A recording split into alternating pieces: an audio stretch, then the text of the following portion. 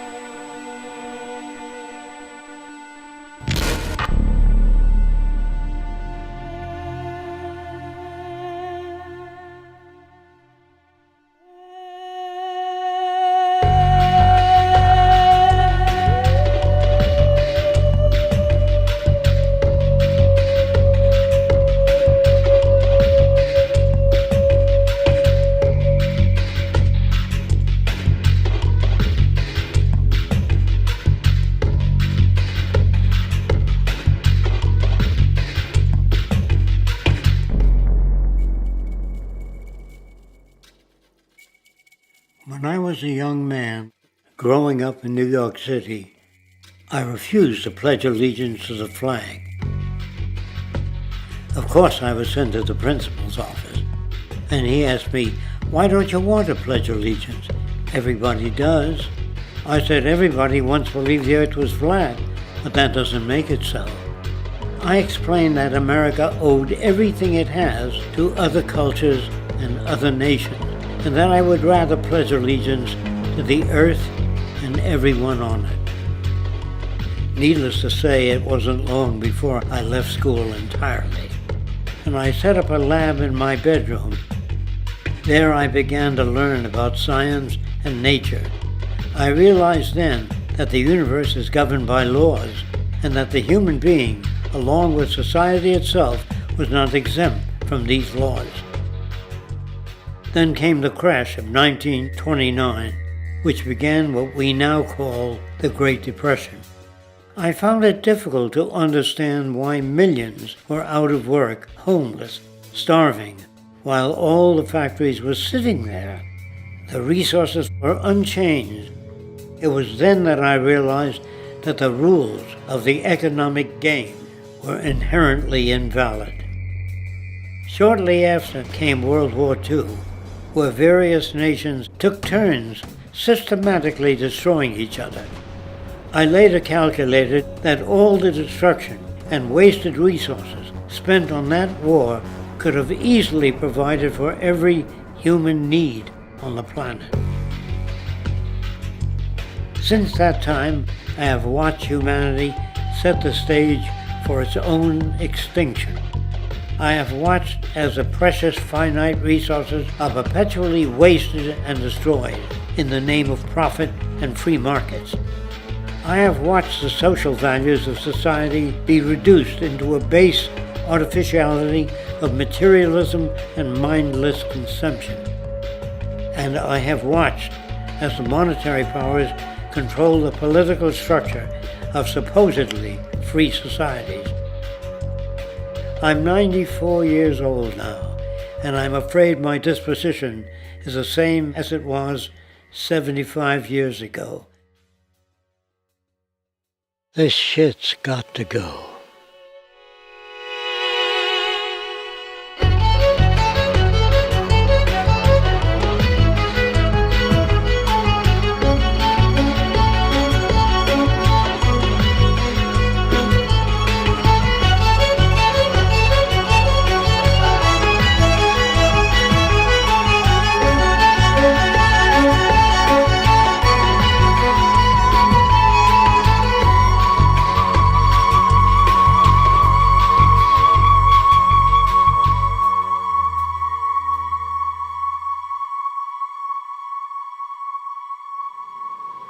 So you're a scientist, and somewhere along the way, hammered into your head is the inevitable nature versus nurture, and that's at least up there with Coke versus Pepsi or Greeks versus Trojans. So nature versus nurture, this by now utterly oversimplifying view of where influences on how a cell deals with an energy crisis, up to what makes us who we are on the most individualistic levels of personality.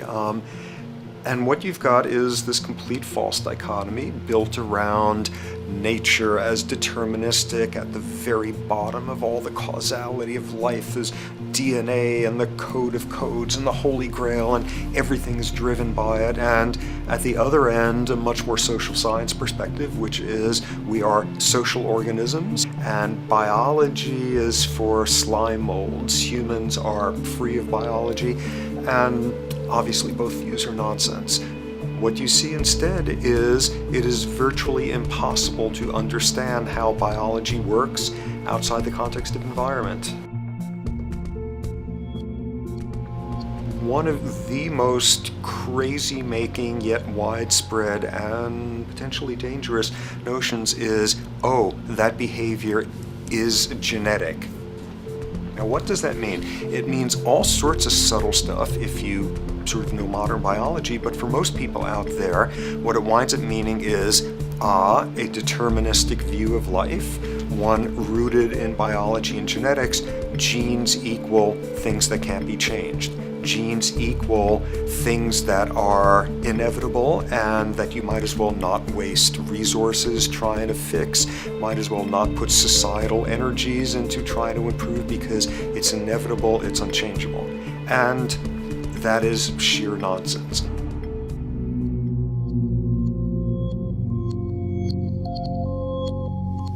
It is widely thought that conditions like ADHD are genetically programmed, conditions like schizophrenia are genetically programmed. The truth is the opposite. Nothing is genetically programmed. They're very rare diseases. I mean, a small handful, extremely sparsely represented in the population, that are truly genetically determined. Most complex conditions might have a predisposition that is a genetic component, but a predisposition is not the same as a predetermination. The whole search for the source of diseases in the genome was doomed to failure before anybody even thought of it, because most diseases are not genetically predetermined. Heart disease, cancer, strokes, rheumatoid conditions, autoimmune conditions in general, mental health conditions, addictions, these are none of them genetically determined. Breast cancer, for example, out of 100 women with breast cancer, only 7 will carry the breast cancer genes. 93 do not. And out of 100 women who do have the genes, not all of them will get cancer.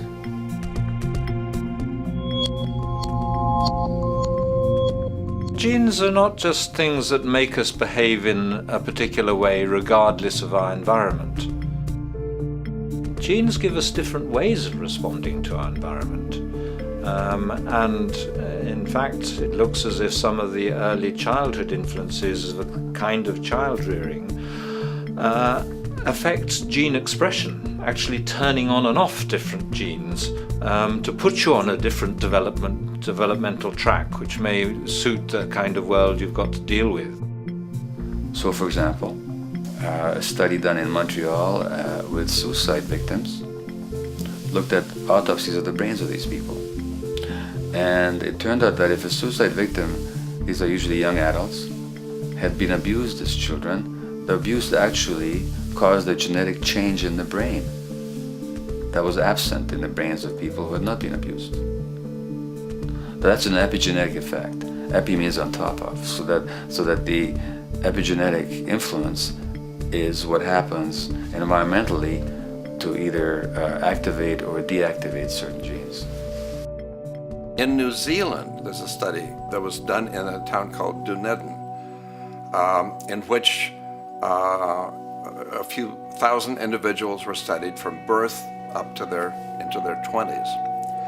What they found was that they could identify a genetic mutation, an abnormal gene, which did have some relation to the predisposition to commit violence, but only if the individual had also been subjected to severe child abuse.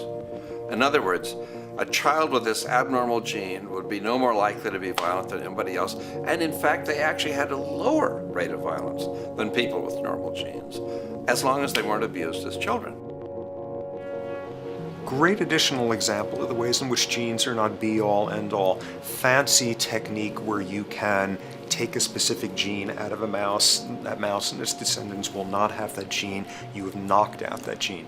So there's this one gene that codes for a protein that has something to do with learning and memory, and this fabulous demonstration, knock out that gene and you have a mouse that doesn't learn as well. Ooh, a genetic basis for intelligence. What was much less appreciated in that landmark study that got picked up by the media left and right is take those genetically impaired mice and raise them in a much more enriched, stimulating environment than your normal mice in a lab cage, and they completely overcame that deficit. So when one says in a contemporary sense that, oh, this behavior is genetic, to the extent that that's even a valid sort of phrase to use, what you're saying is there is a genetic contribution to how this organism responds to environment. Genes may influence the readiness with which an organism will deal with a certain environmental challenge. that's not the version most people have in their minds, and not to be too soapboxing, but run with the old sort of version of it's genetic and it's not that far from a history of eugenics and things of that sort. It's a widespread misconception, and it's a potentially fairly dangerous one. One reason that the sort of biological explanation for violence, one reason that hypothesis is potentially dangerous, it's not just misleading, it can really do harm, is because if you believe that, you could very easily say, well, there's nothing we can do to change the predisposition people have to becoming violent. All we can do if somebody becomes violent is punish them, lock them up or execute them. But we don't need to worry about changing the social environment or the social preconditions that may lead people to become violent, because that's irrelevant. The genetic argument allows us the luxury of ignoring past and present historical and social factors. And in the words of Louis Menand, he wrote in the New Yorker, very astutely, he said, "It's all in the genes, an explanation for the way things are that does not threaten the way things are. Why should someone feel unhappy or engage in antisocial behavior when that person is living in the freest and most prosperous nation on earth? It can't be the system. There must be a flaw in the wiring somewhere," which is a good way of putting it. So the genetic argument is simply a cop-out, which allows us to ignore the social and economic and political factors that in fact underlie many troublesome behaviors.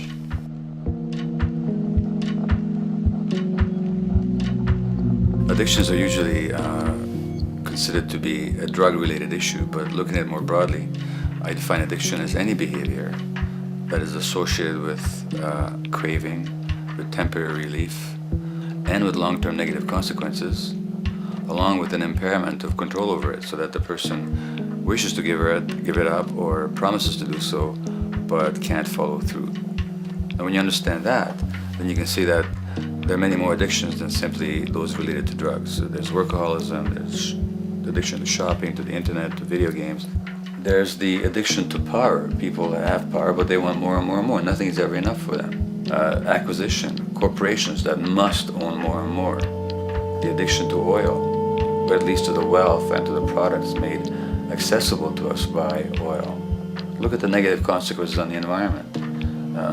We're destroying the very earth that we inhabit for the sake of that addiction. Now, these addictions are far more devastating in their social consequences than the cocaine or heroin habits of my downtown East Side patients. Yet they're rewarded and considered to be respectable. The tobacco company executive that shows a higher profit will get a much bigger reward. He doesn't face any negative consequences legally or otherwise. In fact, he's a respected member of the board of several other corporations. But tobacco smoke-related diseases kill 5.5 million people around the world every year. In the United States, they kill 400,000 people a year. And these people are addicted to what? To profit. To such a degree are they addicted that they're actually in denial about the impact of their activities, which is typical for addicts, is denial. And that's a respectable one. It's respectable to be addicted to profit no matter what the cost. So what is acceptable and what is respectable is a highly arbitrary phenomenon in our society. And it seems like the greater the harm, the more respectable the addiction.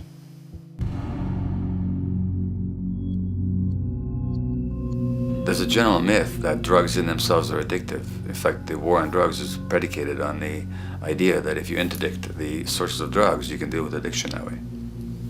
Now, if we understand addiction in a broader sense, we see that nothing in itself is addictive. No substance, no drug is by itself addictive, and no behavior is by itself addictive. Many people can go shopping without becoming shopaholics. Not everybody becomes a food addict. Not everyone who drinks a glass of wine becomes an alcoholic. So the real issue is what makes people susceptible, because it's the combination of a susceptible individual and the potentially addictive substance or behavior that actually then makes for full flowering of addiction. In short, it's not the drug that's addictive, it's the question of the susceptibility of the individual to being addicted to a particular substance or behavior. If we wish to understand what then makes some people susceptible, we actually have to look at their life experience. The old idea, although it's old, but it's still broadly held, that addictions are due to some genetic cause is simply scientifically untenable. What the case is actually is that certain life experiences make people susceptible. Life experiences that not only shape the person's personality and psychological needs, but also their very brains in certain ways. And that process begins in utero.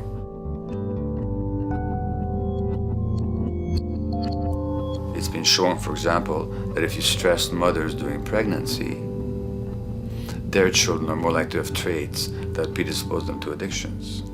And that's because development is shaped by the psychological and social environment. So the biology of human beings is very much affected by and programmed by their life experiences beginning in utero. Environment does not begin at birth. Environment begins as soon as you have an environment. As soon as you are a fetus, you are subject to whatever information is coming through mom's circulations, hormones, levels of nutrients. Great landmark example of this, something called the Dutch hunger winter. 1944, Nazis occupying Holland. For a bunch of reasons, they decide to take all the food and divert it to Germany. For 3 months, everybody there is starving. Tens of thousands of people starve to death. What the Dutch hunger winter effect is, if you were a second or third trimester fetus during the starvation, your body learned something very unique during that time. As it turns out, second, third trimester, something that your body is going about trying to learn about the environment is, well, how menacing of a place is it out there? How plentiful? How much nutrients am I getting by way of mom's circulation? Be a fetus who is starving during that time, and your body programs forever after to be really, really, really stingy with your sugar and fat, and what you do is you store every bit of it.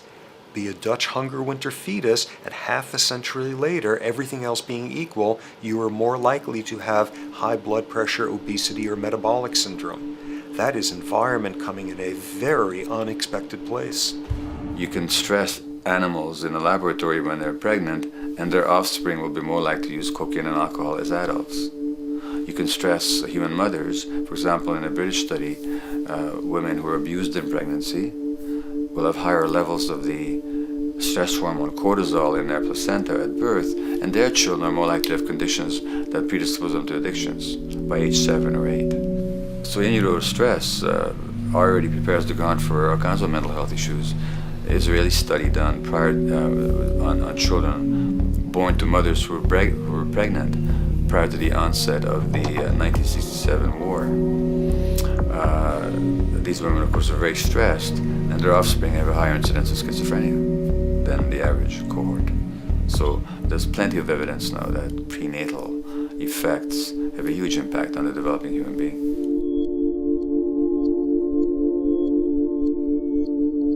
The point about human development, and specifically human brain development, is that it occurs mostly under the impact of the environment and mostly after birth. Now, if you compare us to a horse, which can run on the first day of life, we see that we are very undeveloped. We can't muster that much neurological coordination, balance, muscle strength, visual acuity until a year and a half, 2 years. And that's because the brain development that in the horse happens in the safety of the womb, in a human being has to happen after birth. And that has to do with simple evolutionary logic. As the head gets larger, which is what makes us into human beings, the burgeoning of the forebrain is what creates the human species, actually. At the same time, we walk on 2 legs, so our pelvis narrows to accommodate that. So now we have a narrower pelvis, a larger head. Bingo, we have to be born prematurely. And that means that the brain development that in other animals occurs in utero, in us, occurs after birth. And much of that under the impact of the environment. And the concept of neural Darwinism simply means that the circuits that get the appropriate input from the environment will develop optimally, and the ones that don't will either not develop optimally or perhaps not at all. If you take a child with perfectly good eyes at birth, and you put him in a dark room for 5 years, he'll be blind thereafter for the rest of his life, because the circuits of vision require light waves for their development. And without that, even the rudimentary circuits present and active at birth will atrophy and die, and new ones will not develop. There's a significant way in which early experiences shape adult behavior, and even and especially early experiences for which there's no recall memory. It turns out that there are two kinds of memory. There is explicit memory, which is recall. This is when you can call back facts, details, episodes, circumstances. But the structure in the brain, which is called the hippocampus, which encodes recall memory, it doesn't even begin to develop fully until a year and a half, and it's not fully developed till much later, which is why hardly anybody has any recall memory prior to 18 months. But there's another kind of memory, which is called implicit memory, which is in fact an emotional memory, where the emotional impact and the interpretation that the child makes of those emotional experiences is ingrained in the brain in the form of nerve circuits ready to fire without specific recall. So to give you a clear example, people who are adopted have a lifelong sense of rejection very often. They can't recall the adoption, they can't recall the separation from birth mother, because there's nothing there to recall with. But the emotional memory of separation and rejection is deeply embedded in their brains. Hence, they're much more likely to experience a sense of rejection and a great emotional upset when they perceive themselves as being rejected than other people. That's not unique to people who are adopted, but it's particularly strong in them because of this function of implicit memory.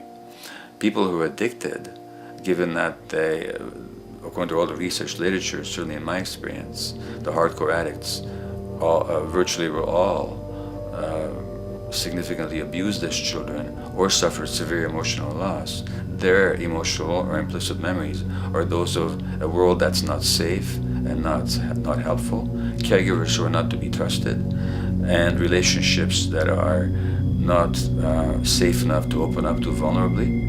And hence their responses tend to be to keep themselves separate from really intimate relationships, not to trust caregivers, doctors, and other people who are trying to help them, and generally see the world as an unsafe place.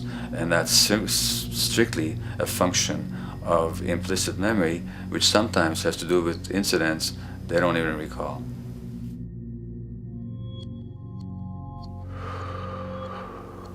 Infants who are born premature are often in incubators and various types of gadgetry and machinery for weeks and perhaps months. It's now known that if these children are touched and stroked on the back for just 10 minutes a day, that promotes their brain development. So human touch is essential for development. And in fact, infants who are never picked up will actually die. That's how much of a fundamental need being held is to human beings. In our society, there's an unfortunate tendency to tell parents not to pick up their kids, not to hold them, not to pick up babies who are crying for fear of spoiling them, or to encourage them to sleep through the night. You don't pick them up, which is just the opposite of what the child needs. And these children might go back to sleep because they give up and their brains just shut down as a way of defending against the vulnerability of being abandoned really by their parents. But their implicit memories will be that of a world that doesn't give a damn.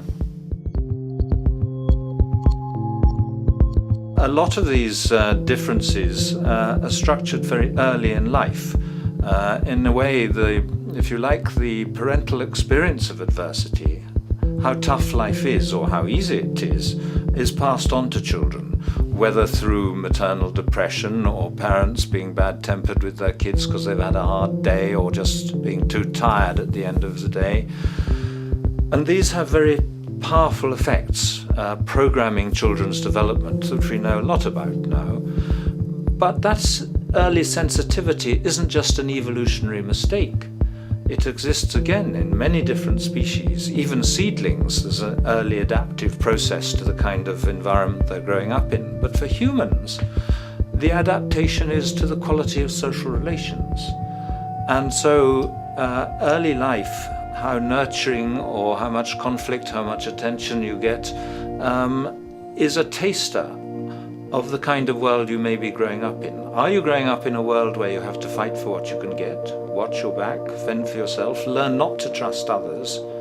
Or are you growing up in a society where you depend on reciprocity, mutuality, cooperation, where empathy is important, where your security depends on good relations with other people? And that needs a very different emotional and cognitive development. And that's what the early sensitivity is about. And parenting is almost, quite unconsciously, a system for passing on that experience to children of the kind of world they're in. The great British child psychiatrist D.W. Winnicott said that fundamentally two things can go wrong in childhood. One is when things happen that shouldn't happen, and then things that should happen but don't. And the first category is the traumatic and abusive and abandonment experiences of my downtown East Side patients and of many addicts. That's what shouldn't happen but did. But then there is the non-stressed, attuned, non-distracted attention of the parent that every child needs, that very often children don't get. They're not abused, they're not neglected, and they're not traumatized. But what should happen, the presence of the emotionally available, nurturing parent, just is not available to them because of the stresses in our society and the parenting environment. And the psychologist Alan Shore calls that proximal abandonment, when the parent is physically present, but emotionally absent. I have spent, roughly the last 40 years of my life working with the most violent people our society produces, murderers, rapists, and so on, in an attempt to understand what causes this violence. I discovered that the most violent of the criminals in our prisons had themselves been victims of a degree of child abuse that was beyond the scale of what I ever thought of applying the term child abuse to. I had no idea of the depth of the depravity with which children in our society are all too often treated.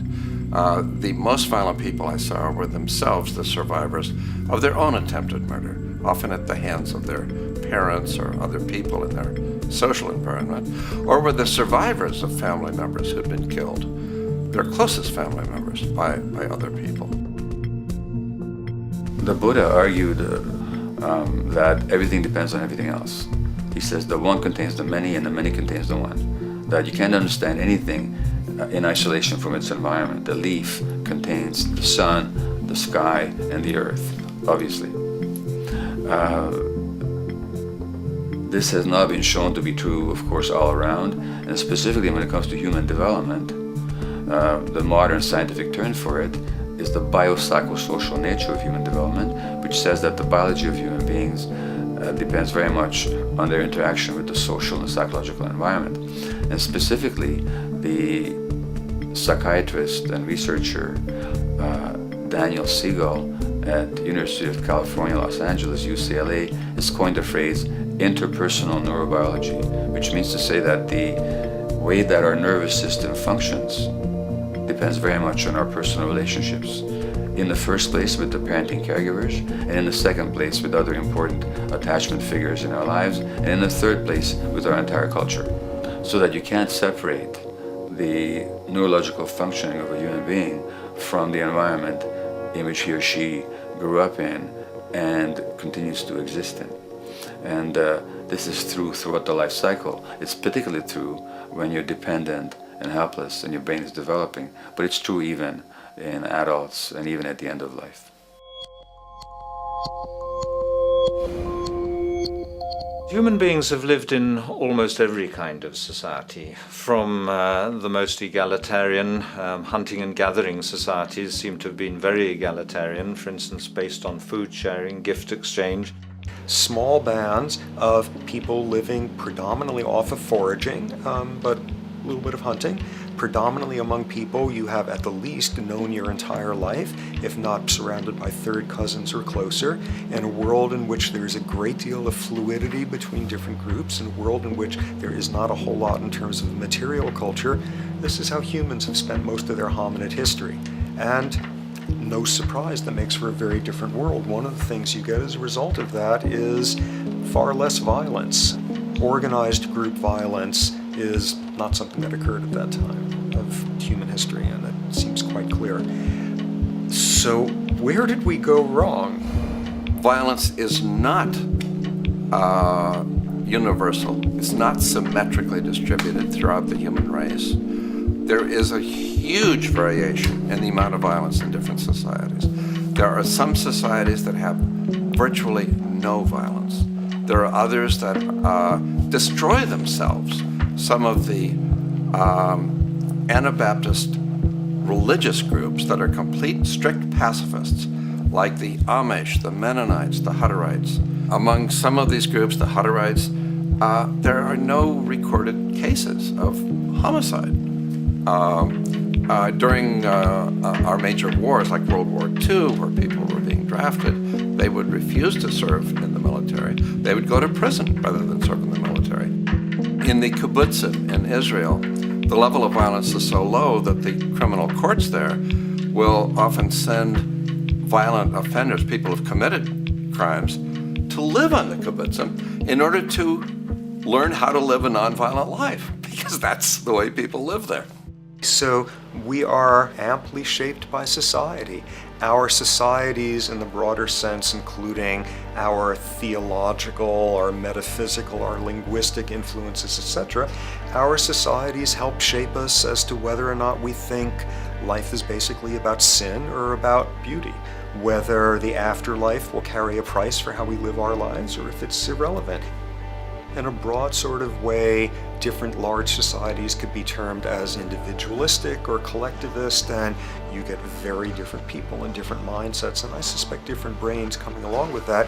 We in America are in one of the most individualistic of societies, and capitalism being a system that allows you to go higher and higher up a potential pyramid, and the deal is it comes with fewer and fewer safety nets. By definition, the more stratified a society is, the fewer people you have as peers, the fewer people with whom you have symmetrical, reciprocal relationships, and instead all you have are differing spots and endless hierarchies. And a world in which you have few reciprocal partners is a world with a lot less altruism.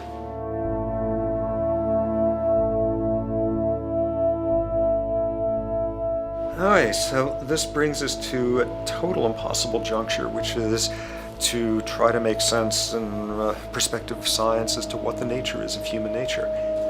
You know, on a certain level, the nature of our nature is not to be particularly constrained by our nature.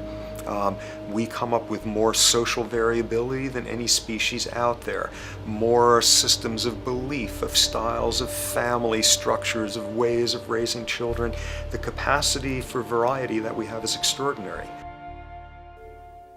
In a society which is predicated on competition and really very often the ruthless exploitation of one human being by another, the profiteering of other people's problems, and very often the creation of problems for the purpose of profiteering, the ruling ideology will very often justify that behavior by appeals to some fundamental and unalterable human nature.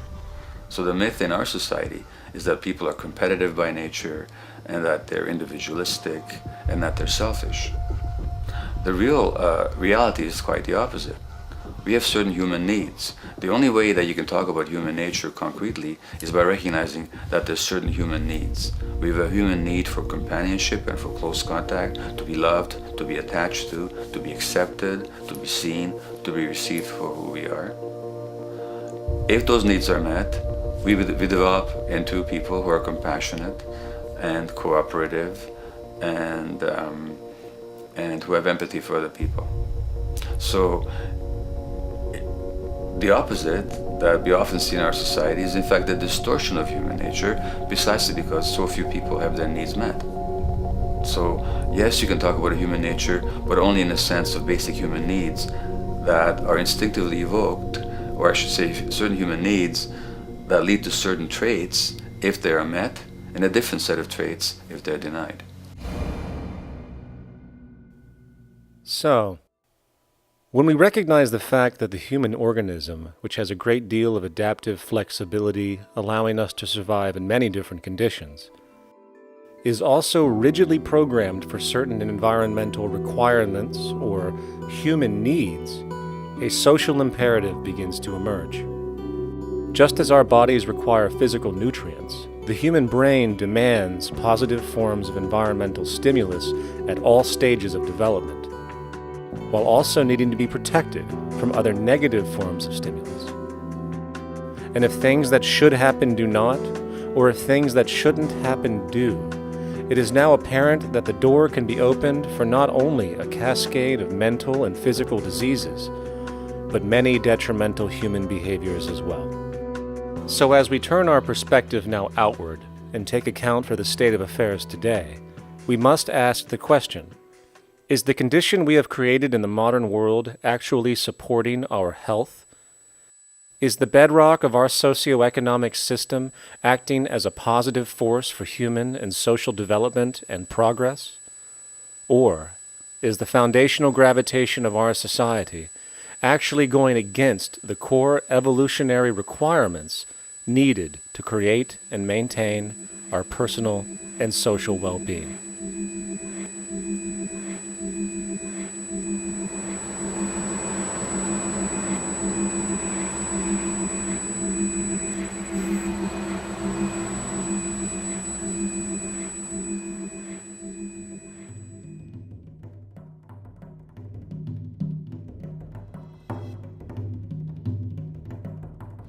So one might ask, where did this all begin? What we have today, really a world in a state of cumulative collapse. You get it started with John Locke. And John Locke introduces property, and he has three provisos for just private right and property. And the three provisos are that there must be enough left over for others, and that you must not let it spoil, and that you, most of all, must mix your labor with it. It seems justified. You mix your labor with the world, then you're entitled to the product, and as long as there's enough left over for others, and as long as it doesn't spoil, you don't allow anything to go to waste, that's okay. Well, he spends a long time of his famous treatise of government, and it's since been the canonical text for economic and political and legal understanding. Is still a classic text of study.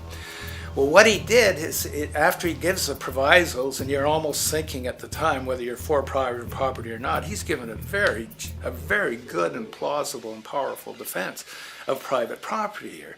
Well, he drops them. He drops them like that, right in one sentence. He says, well, once the introduction of money came in by men's tacit consent, then it became, and he doesn't say all the provisos are canceled, erased, but that's what happens. So now we have not product and your property earned by your own labor. Oh no, money buys labor now. There's no longer a consideration of whether there's enough left over for others. There's no longer a consideration of whether it spoils, because he says, well, money's like silver and gold can't spoil, therefore monies can't be responsible for waste, which is ridiculous. We're not talking about money and silver, we're talking about what its effects are. It's one non sequitur after another. Just the most startling logical legerdemain that he gets away with here. But it fits the interests of capital owners. Then Adam Smith comes along, and what he adds is the religion to this. Locke started with God made it all this way. This is God's right. And now we get also with Smith coming along, he says it's not only God's, I mean, he's not saying this, but this is what's happening philosophically in principle. He's saying it's not only a question of private property, that's all now presupposed, is given. And that there's money investors that buy labor, given. That there's no limit to how much they can buy of other men's labor, how much they can accumulate, how much inequality, that's all given now. And so he comes along, and what his big idea is, and again, it's just introduced in parentheses, en passant. You know, when people put out the goods for sale and others, you know, the supply, and other people buy them with the demand and so forth, how do we have supply equaling demand or demand equaling supply? How can they come into equilibrium? And that is one of the central notions of economics, is how do they come into equilibrium? And he says it's the invisible hand of the market that brings them into equilibrium. So now we have God is actually immanent. He just didn't give the rights to property and how, all its wherewithal and its natural rights of doing all that Locke said. Now we have the system itself as God. In fact, Smith says, when he talks, and you'll never find this quoted, you'll have to read the whole of the Inquiry into the Wealth of Nations. He says, the scantiness of subsistence sets limits to the reproduction of the poor, and that nature can deal with this in no other way than elimination of their children. So he anticipated evolutionary theory in the worst sense. This is well before Darwin. And so he called them the race of laborers. So you can see there was inherent racism built in here. There was an inherent acceptance, life blindness to kill innumerable children. And he thought, well, that's the invisible hand making supply meet demand and demand meet supply. So see how wise God is. So you can see a lot of the really virulent, life-destructive, eco-genocidal things that are going on now have, in a way, a thought gene back in Smith too. When we reflect on the original concept of the so-called free market capitalist system, as initiated by early economic philosophers such as Adam Smith, we see that the original intent of a market was based around real, tangible, life-supporting goods for trade. Adam Smith never fathomed that the most profitable economic sector on the planet would eventually be in the arena of financial trading, or so-called investment, where money itself is simply gained by the movement of other money in an arbitrary game which holds zero productive merit to society. Yet, regardless of Smith's intent, the door for such seemingly anomalous advents was left wide open by one fundamental tenet of this theory. Money is treated as a commodity in and of itself. Today, in every economy of the world, regardless of the social system they claim, money is pursued for the sake of money and nothing else. The underlying idea, which was mysteriously qualified by Adam Smith with his religious declaration of the invisible hand, is that the narrow, self-interested pursuit of this fictional commodity will somehow magically manifest human and social well-being and progress. The reality is that the monetary incentive interest, or what some have termed the money sequence of value, has now completely decoupled from the foundational life interest, which could be termed the life sequence of value.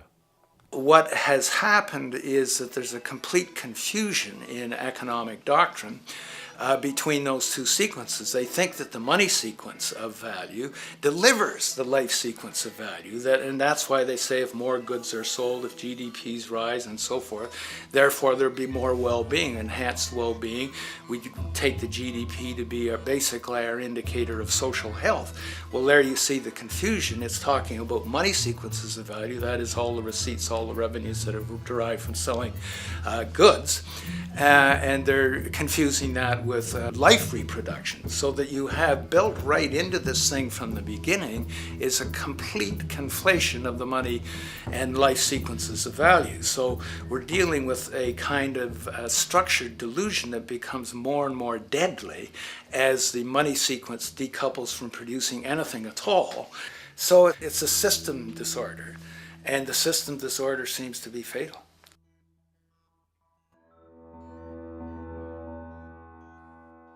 In society today, you seldom hear anyone speak of the progress of their country or society in terms of their physical well-being, state of happiness, trust, or social stability.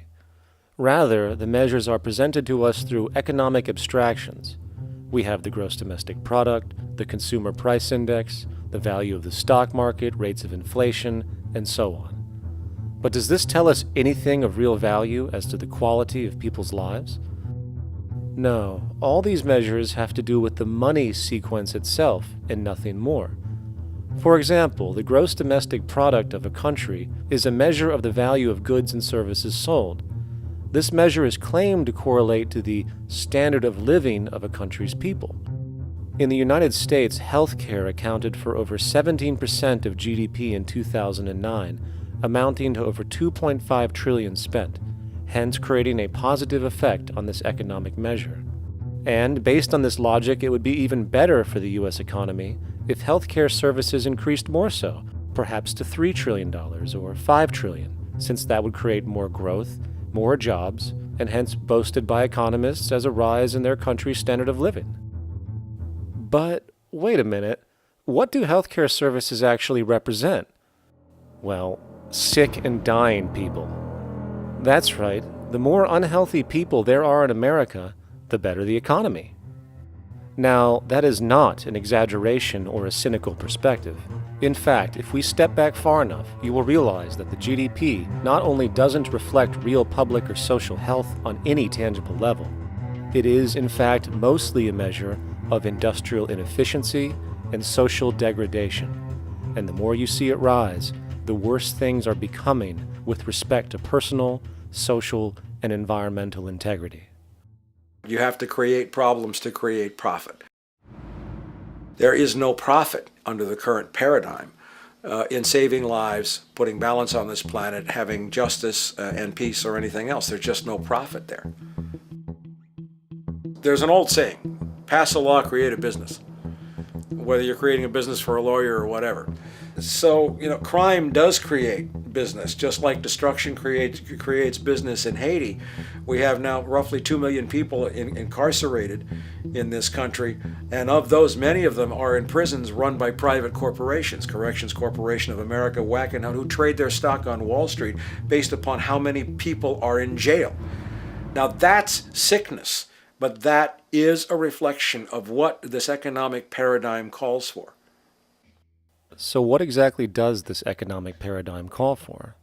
What is it that keeps our economic system going? Consumption. Or more accurately, cyclical consumption. When we break down the foundation of classic market economics, we are left with a pattern of monetary exchange that simply cannot be allowed to stop or even substantially slowed, if the society as we know it is to remain operational. There are three main actors on the economic stage: the employee, the employer, and the consumer. The employee sells labor to the employer for income. The employer sells its production services and hence goods to the consumer for income. And the consumer, of course, is simply another role of the employer and employee, spending back into the system to enable the cyclical consumption to continue. In other words, the global market system is based on the assumption that there will always be enough product demand in society to move enough money around at a rate which can keep the consumption process going. And the faster the rate of consumption, the more so-called economic growth is assumed, and so the machine goes. But hold on, I thought an economy was meant to, economize? Doesn't the very term have to do with preservation and efficiency and a reduction of waste? So how does our system, which demands consumption and the more the better, efficiently preserve or economize at all? Well, it doesn't. The intent of the market system is, in fact, the exact opposite of what a real economy is supposed to do, which is efficiently and conservatively orient the materials for production and distribution of life-supporting goods. We live on a finite planet with finite resources, where, for example, the oil we utilize took millions of years to develop, where the minerals we use took billions of years to develop. So, having a system that deliberately promotes the acceleration of consumption for the sake of so-called economic growth is pure ecocidal insanity. Absence of waste, that's what efficiency is. Absence of waste. This system is more wasteful than all the other existing systems in the history of the planet. Every level of life organization and life system is in a state of crisis and challenge and decay or collapse. No peer-reviewed journal in the last 30 years will tell you anything different. That is that every life system is in decline, as well as social programs, as well as our water access. Try to name any means of life that isn't threatened and in danger. You can't. There really isn't one, and that's very, very despairing.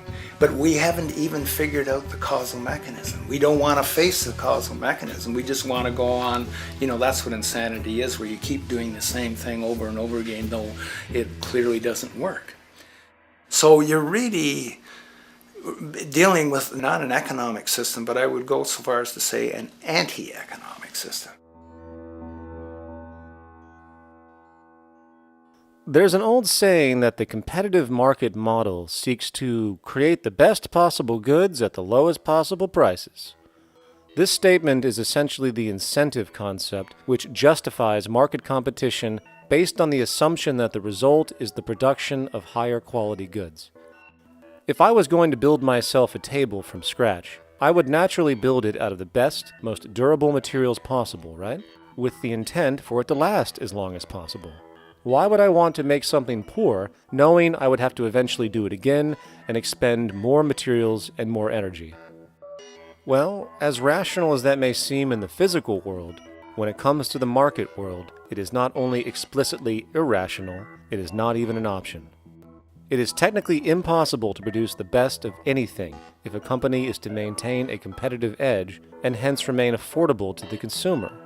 Literally everything created and set for sale in the global economy is immediately inferior the moment it is produced, for it is a mathematical impossibility to make the most scientifically advanced, efficient, and strategically sustainable products. This is due to the fact that the market system requires that cost efficiency, or the need to reduce expenses, exist at every stage of production, from the cost of labor to the cost of materials and packaging, and so on. This competitive strategy, of course, is to make sure the public buys their goods rather than from a competing producer, which is doing the exact same thing to also make their goods both competitive and affordable. This immutably wasteful consequence of the system could be termed intrinsic obsolescence. However, this is only one part of a larger problem. A fundamental governing principle of market economics, one that you will not find in any textbook, by the way, is the following. Nothing produced can be allowed to maintain a lifespan longer than what can be endured in order to continue cyclical consumption. In other words, it is critical that stuff break down, fail, and expire within a certain amount of time. This is termed planned obsolescence. Planned obsolescence is the backbone of the underlying market strategy of every goods-producing corporation in existence. While very few, of course, would admit to such a strategy outright, what they do is mask it within the intrinsic obsolescence phenomenon just discussed, while often ignoring or even suppressing new advents in technology which might create a more sustainable, durable good. So, if it wasn't wasteful enough that the system inherently cannot allow the most durable and efficient goods to be produced, planned obsolescence deliberately recognizes that the longer any good is in operation, the worse it is for sustaining cyclical consumption and hence the market system itself. In other words, product sustainability is actually inverse to economic growth, and hence there is a direct, reinforced incentive to make sure lifespans are short of any given good produced. And in fact, the system cannot operate any other way. One glance at the sea of landfills now spreading across the world show the obsolescence reality. There are now billions of cheaply made cell phones, computers, and other technology, each full of precious, difficult-to-mine materials such as gold, coltan, copper, now rotting in vast piles, usually due to the mere malfunction or obsolescence of small parts, which, in a conservative society, could likely be fixed or updated, and the life of the good extended. Unfortunately, as efficient as that may seem in our physical reality, living on a finite planet with finite resources, it is explicitly inefficient with respect to the market. To put it into a phrase, efficiency, sustainability, and preservation are the enemies of our economic system. Likewise, just as physical goods need to be constantly produced and reproduced, regardless of their environmental impact, the service industry operates with an equal rationale. The fact is, there is no monetary benefit to resolving any problems which are currently being serviced. At the end of the day, the last thing the medical establishment really wants is the curing of diseases such as cancer, which would eliminate countless jobs and trillions in revenue. And since we're on the subject, crime and terrorism in this system are good. Well, at least economically, for it is employing police, generating high-value commodities for security, not to mention the value of prisons that are privately owned for profit. And how about war? The war industry in America is a huge driver of GDP, one of the most profitable industries, producing weapons of death and destruction. The favorite game of this industry is to blow things up and then go and rebuild them for profit. We saw this with the windfall billion-dollar contracts made from the Iraq War. The bottom line is that socially negative attributes of society have become positively rewarded ventures for industry, and any interest in problem resolution or environmental sustainability and conservation is intrinsically counter to economic sustainability. And this is why, every time you see the GDP rise in any country, you are witnessing an increase in necessity, whether real or contrived. And by definition, a necessity is rooted in inefficiency. Hence, increased necessity means increased inefficiency. The American dream is based on rampant consumerism. It is based upon the fact that mainstream media, and especially commercial advertising, all corporations who need this infinite growth have convinced us or brainwashed most people in America, and hence the world, that we have to have X number of material possessions and the possibility of gaining infinitely more material possessions in order to be happy. That's just not true. So why do people continue to buy in this way, which is ultimately eco-genocidal in its systemic effects cumulatively? And it just is classical operant conditioning. You simply put inputs of conditioning into the organism, and you have outputs of desired behaviors or goals or objectives. And it has all the resources of technology. And they boast about how they get into the minds of infants. What they hear is already making them conditioned to the brand. Then you see, well, that's how people have been such fools. In a way, they've been taught to be fools. It's a value system disorder. You know, if there is any testament to the plasticity of the human mind, if there is any proof to how malleable human thought is and how easily conditioned and guided people can become based on the nature of their environmental stimulus and what it reinforces, the world of commercial advertising is the proof. You have to stand in awe at the level of brainwashing where these programmed robots known as consumers wander the landscape only to walk into a store and spend, say, $4,000 on a handbag that likely costs $10 to make in a sweatshop overseas, only for the brand status it supposedly represents in the culture. Or perhaps the ancient communal traditions which increase trust and cohesiveness in society, which have now been hijacked by acquisitive, materialistic values, where now annually we exchange useless crap a few times a year. And we might wonder why so many today have a compulsion to shopping and acquisition, when it is clear that they have been conditioned from childhood to expect material goods as a sign of their status with friends and family. The fact is, the foundation of any society are the values that support its operation, and our society, as it exists, can only operate if our values support the conspicuous consumption it requires to continue the market system. 75 years ago, consumption in America and much of the First World was half of what we see today per person. Today's new consumer culture has been manufactured and imposed due to the very real need for higher and higher levels of consumption.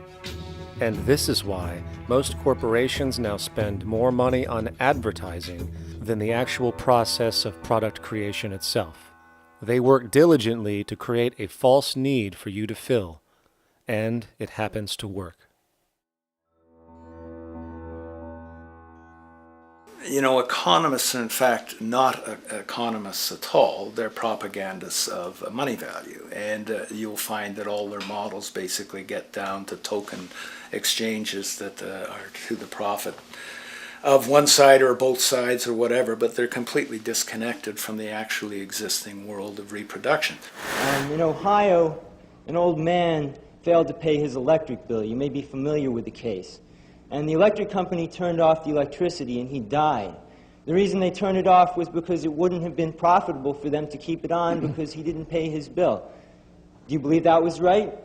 The responsibility really lies not on the electric company for turning it off, but on those of this man's neighbors and friends and associates who are not charitable enough to enable him as an individual to meet the electric bill.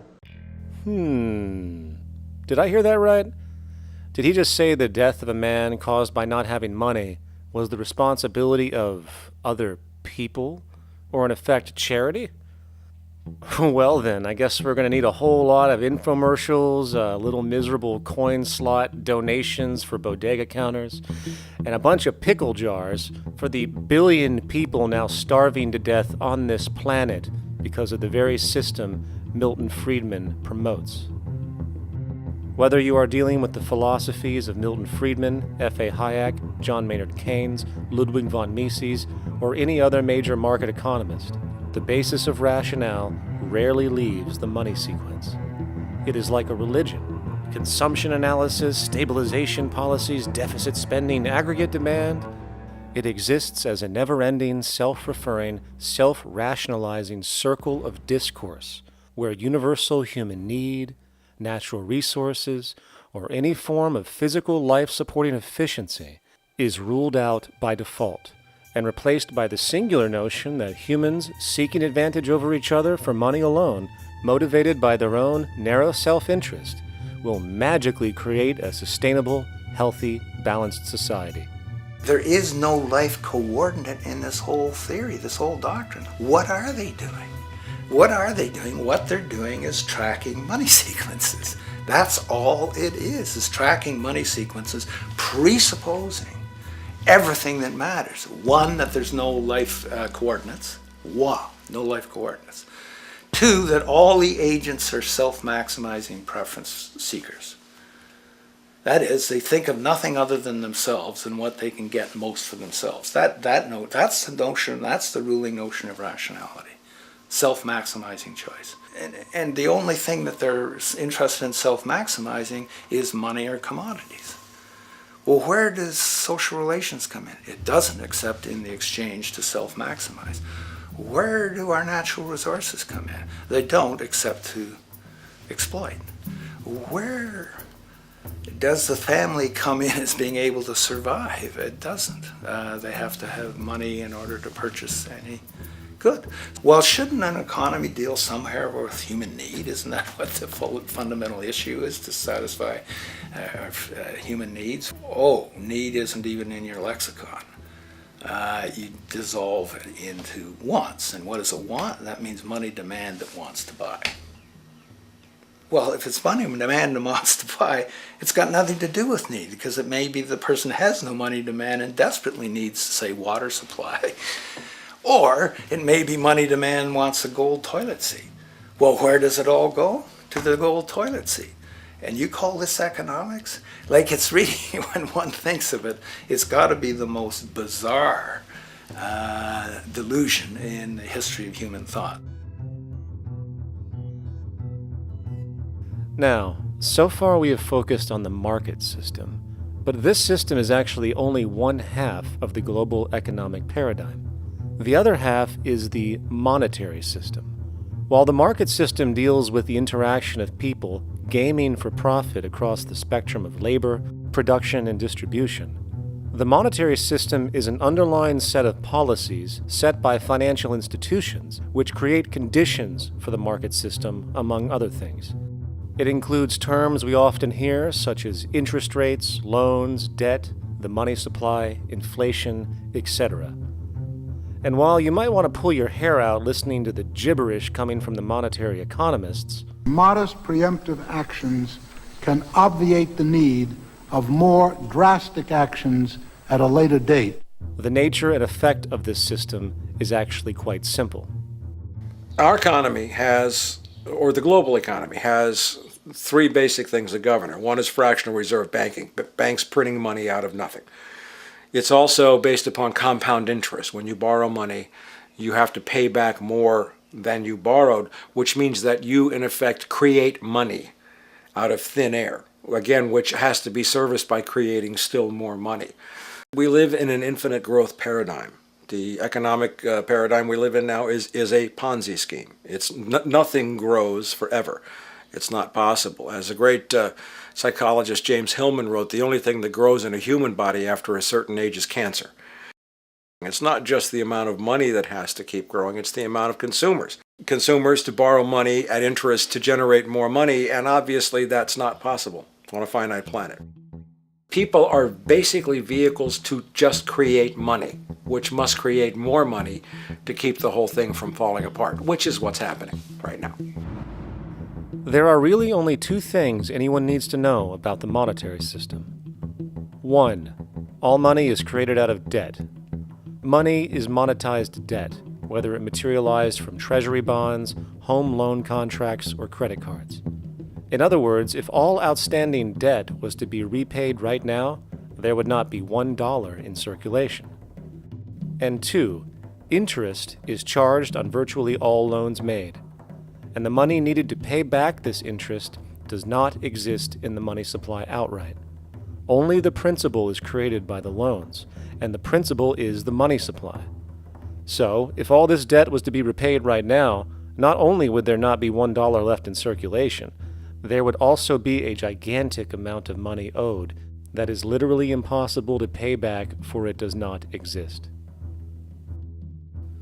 The consequence of all of this is that two things are inevitable: inflation and bankruptcy. As far as inflation, this can be seen as an historical trend in virtually every country today, and easily tied to its cause, which is the perpetual increase of the money supply, which is required to cover the interest charges and keep the system going. As far as bankruptcy, it comes in the form of debt collapse. This collapse will inevitably occur with a person, a business, or a country, and typically happens when the interest payments are no longer possible to make. But there is a bright side to all of this. Well, at least in terms of the market system, because debt creates pressure. Debt creates wage slaves. A person in debt is much more likely to take a low wage than a person who isn't, hence becoming a cheap commodity. So it's great for the corporations to have a pool of people that have no financial mobility. But hey, that same train of thought also goes for entire countries. The World Bank and the International Monetary Fund, which mostly serve as proxies for transnational corporate interests, give gigantic loans to troubled countries at very high interest rates, and then, once the countries are deeply in the hole and can't pay, austerity measures are applied, the corporations swoop in, set up sweatshops, and take their natural resources. Now that's market efficiency. But wait, there's more. You see, there's this unique hybrid of the monetary and market system called the stock market, which rather than, actually produce anything real, they just buy and sell money itself. And when it comes to debt, you know what they do? That's right, they trade it. They actually buy and sell debt for profit, from credit default swaps and collateralized debt obligations for consumer debt, to complex derivative schemes used to mask the debt of entire countries, such as the collusion of investment bank Goldman Sachs in Greece, which nearly collapsed the entire European economy. So when it comes to the stock market and Wall Street, we have an entirely new level of insanity born out of the money sequence of value. All you need to know about markets was written in an editorial in the Wall Street Journal a couple of years ago. It was called Lessons of the Brain-Damaged Investor. And in this editorial, they explain why people with slight brain damage do better as investors than people with normal brain functionality. Why? Because the slightly brain-damaged person has no empathy. And that's the key. If you don't have any empathy, you do well as an investor. And so Wall Street breeds people who have no empathy, to go in there and to make decisions and make trades that they have no compunction about and no thought whatsoever as to what they're doing might affect their fellow human being. So they breed these robots, these people who have no souls. And since they don't even want to pay these people anymore, they're now breeding robots, real algorithmic traders. Goldman Sachs and the high-frequency trading scandal. They put a computer next to the exchange, the New York Stock Exchange. This computer, this co-located computer, as they call it, it front runs all the trades on the exchange, and it hits the exchange with volumes of orders in ways that scalp pennies and nickels away from the exchange. It's like they're siphoning money all day long. They went one quarter last year, 30 or 60 straight days without a single down day and made millions of dollars every single day. Is that because, well, that's statistically impossible. When I worked on Wall Street, the way it works is everyone kicks upstairs the bribes. The brokers bribe to the office manager bribes to the regional sales manager bribes to the national sales manager. It's a common understanding. At Christmas, who gets the biggest bonus at Christmas in an average brokerage office? The compliance officer. The compliance officer sits there all day long. He's supposed to be making sure you don't violate any of the margin rules and you're complying with the law. Of course, yeah, to the extent that you can bribe the compliance officer, yeah, that's right, you are complying with the law. So how does fraud has become the system? It's no longer a byproduct. It is the system. You know, it's like that old Woody Allen joke. He says, "Doctor, my brother thinks he's a chicken." And the doctor says, "Take a pill, and that should cure the problem." And he says, "No, doctor, you don't understand. We need the eggs." Okay? So the trading of fraudulent claims back and forth between banks to generate fees, to generate bonuses, has become the GDP producing growth engine of the United States economy. Even though they're essentially trading fraudulent claims that there's absolutely no hope of ever paying back.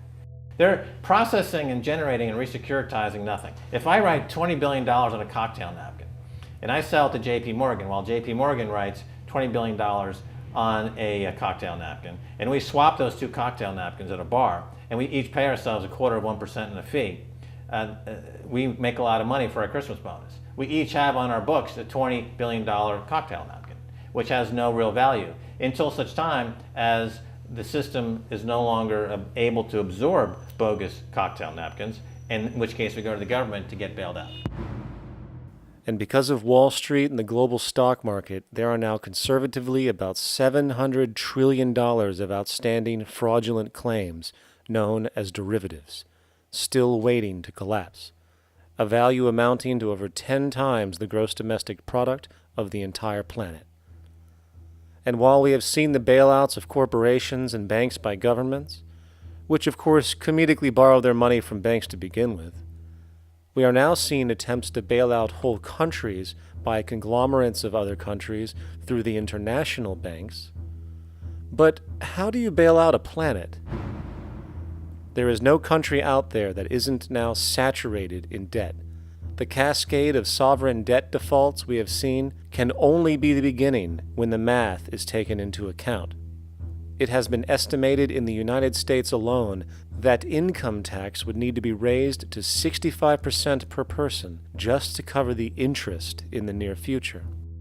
Economists are now foreshadowing that within a few decades, 60% of the countries on the planet will be bankrupt. But hold on, let me get this straight. The world is going bankrupt, whatever the hell that means, because of this idea called debt, which doesn't even exist in the physical reality. It's only part of a game that we've invented. And yet the well-being of billions of people is now being compromised. Extreme layoffs, tent cities, accelerating poverty, austerity measures imposed, schools shutting down, child hunger, and other levels of familial deprivation, all because of this elaborate fiction. What are we, fucking stupid? Hey, Mars, my man. Help a brother out, huh? Grow up, kid.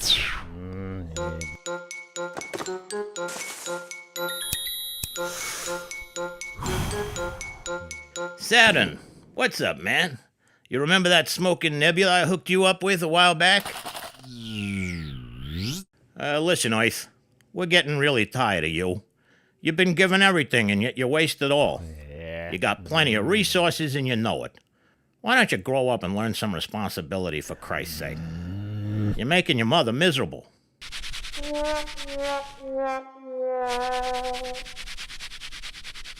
You're on your own, pal.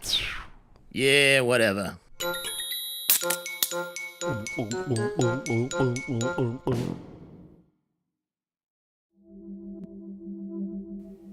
Now, all of this considered, from the waste machine known as the market system to the debt machine known as the monetary system, hence creating the monetary market paradigm which defines the global economy today, there is one consequence that runs through the entire machine: inequality. Whether it is the market system which creates a natural gravitation towards monopoly and power consolidation, while also generating pockets of wealthy industries that tower over others regardless of utility, such as the fact that top hedge fund managers on Wall Street now take home over $300 million a year for contributing literally nothing, while a scientist looking for a cure for a disease trying to help humanity might make $60,000 a year if they're lucky. Or whether it is the monetary system, which has class division built right into its structure. For example, if I have $1 million to spare and I put it into a CD at 4% interest, I will make $40,000 a year. No social contribution, no nothing. However, if I'm a lower class person and have to take loans to buy my car or home, I am paying in interest, which, in abstraction, is going to pay that millionaire with the 4% CD. This stealing from the poor to pay the rich is a foundational, built-in aspect of the monetary system, and it could be labeled structural classism. Of course, historically, social stratification has always been deemed unfair, but obviously accepted overall as now 1% of the population owns 40% of the planet's wealth. But, material fairness aside, there is something else going on underneath the surface of inequality, causing an incredible deterioration in public health as a whole. Well, I think people are often puzzled by the contrast between the material success of our societies, unprecedented levels of wealth, and the many social failings. I mean, you know, if you look at the rates of drug abuse or violence or self-harm amongst kids or mental illness, there's clearly something going deeply wrong with our societies. What the data that I've been describing does is simply shows that intuition that people have had for hundreds of years, that inequality is divisive and socially corrosive, that intuition is truer than I think we ever imagined. There are very powerful psychological and social effects of inequality, more to do, I suppose, with feelings of superiority and inferiority, that kind of division, and maybe going with the sort of respect, disrespect, people feeling looked down on at the bottom, which, by the way, is why violence is more common in more unequal societies. It's the trigger to violence is so often people feeling looked down on and disrespected. If there is one principle I can emphasize that is the most important principle underlying the prevention of violence, it would be equality. The single most significant factor that affects the rate of violence is the degree of equality versus the degree of inequality in that society. So what one's looking at is a sort of general social dysfunction. It's not just one or two things that go wrong as inequality increases. It seems to be everything, whether we're talking about crime or health or mental illness or whatever. One of the really disturbing findings out in public health there is never ever make the mistake of being poor or being born poor. Your health pays for it in endless sorts of ways, something known as the health socioeconomic gradient. As you move down from the highest strata in society in terms of socioeconomic status, every step down, health gets worse for umpteen different diseases. Life expectancy gets worse, infant mortality rate, everything you could look at. So a huge issue has been, why is it that this gradient exists? Totally simple, obvious answer, which is if you were chronically sick, you're not going to be very productive, so health causes drive socioeconomic differences. Not that in the slightest. On the very simple level that you could look at socioeconomic status of a 10-year-old, and that's going to predict something about their health decades later. So that's the direction of causality. Next one, what's it about? Oh, it's perfectly obvious. Poor people can't afford to go to the doctor. It's healthcare access. It's got nothing to do with that, because you see these same gradients in countries with universal healthcare, socialized medicine. Okay, next simple explanation. Oh, on the average, the poorer you are, the more likely you are to smoke, to drink, to all sorts of lifestyle risk factor stuff. Yeah, those contribute, but careful studies have shown that explains maybe about a third of the variability. So what's left? And what's left is having a ton to do with the stress of poverty. So the poorer you are, starting off being, the person who's $1 income behind Bill Gates, the poorer you are in this country, on the average, the worse your health is. This tells us something really important. The health connection with poverty, it's not about being poor, it's about feeling poor. Increasingly, we recognize that chronic stress is an important influence on health, but the most important sources of stress are the quality of social relations. And if there is anything that lowers the quality of social relations, it is the socioeconomic stratification of society. What science has now shown is that regardless of material wealth, the stress of simply living in a stratified society leads to a vast spectrum of public health problems. And the greater the inequality, the worse they become. Life expectancy, longer in more equal countries.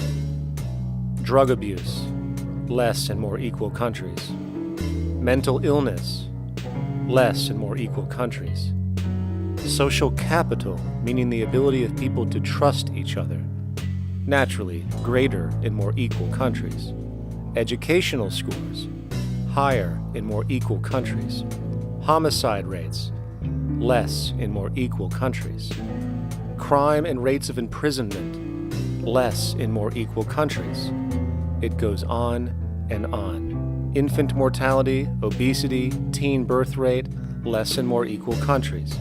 And perhaps most interesting, innovation, greater in more equal countries, which challenges the age-old notion that a competitive, stratified society is somehow more creative and inventive.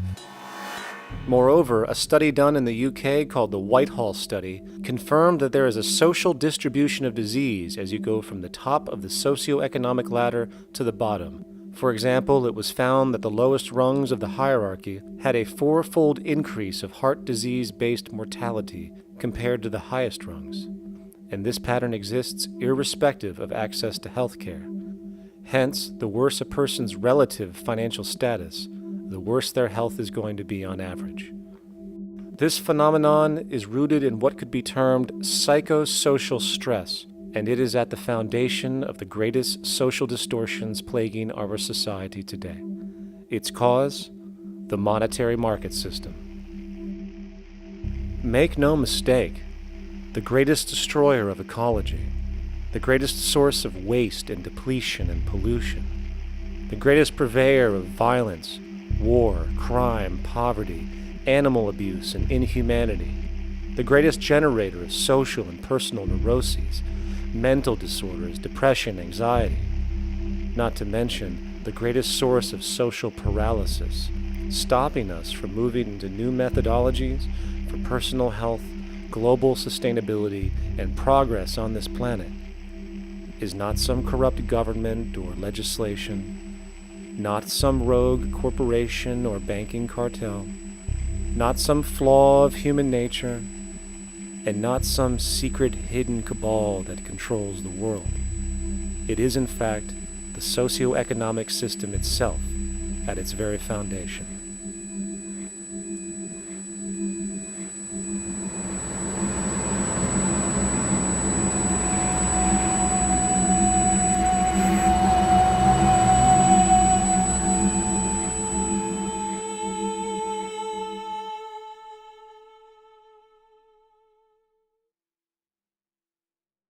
Let's imagine for a moment we had the option to redesign human civilization from the ground up.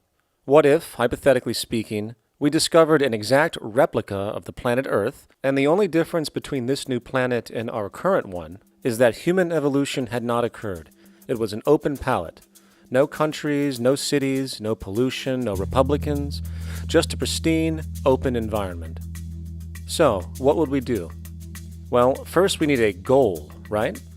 And it's safe to say that goal would be to survive. And not to just survive, but to do so in an optimized, healthy, prosperous way. Most people indeed desire to live, and they would prefer to do so without suffering. Therefore, the basis of this civilization needs to be as supportive and hence sustainable for human life as possible, taking into account the material needs of all the world's people, while trying to remove anything that could hurt us in the long run. That goal of, say, maximum sustainability understood, the next question regards our method. What kind of approach do we take? Well, let's see. Last I checked, politics was the method of social operation on Earth. So what do the doctrines of the Republicans, liberals, conservatives, or socialists have to say about societal design? Not a damn thing. Okay, then what about religion? Surely the great creator had to have left some blueprint somewhere. No, nothing I can find. Okay then, so what's left? It appears something called science. Science is unique in that its methods demand not only that the ideas proposed be tested and replicated, but everything science comes up with is also inherently falsifiable. In other words, unlike religion and politics, science has no ego, and everything it suggests accepts the possibility of being proven wrong eventually. It holds on to nothing and evolves constantly. Well, that sounds natural enough to me. So then, based on the current state of scientific knowledge in the early 21st century, along with our goal of maximum sustainability for the human population, how do we begin the actual process of construction? Well, the first question to ask, what do we need to survive? The answer, of course, are planetary resources. Whether it is the water we drink, the energy we use, the raw materials we utilize to create tools and shelter, the planet hosts an inventory of resources, many of which are demanded for our survival.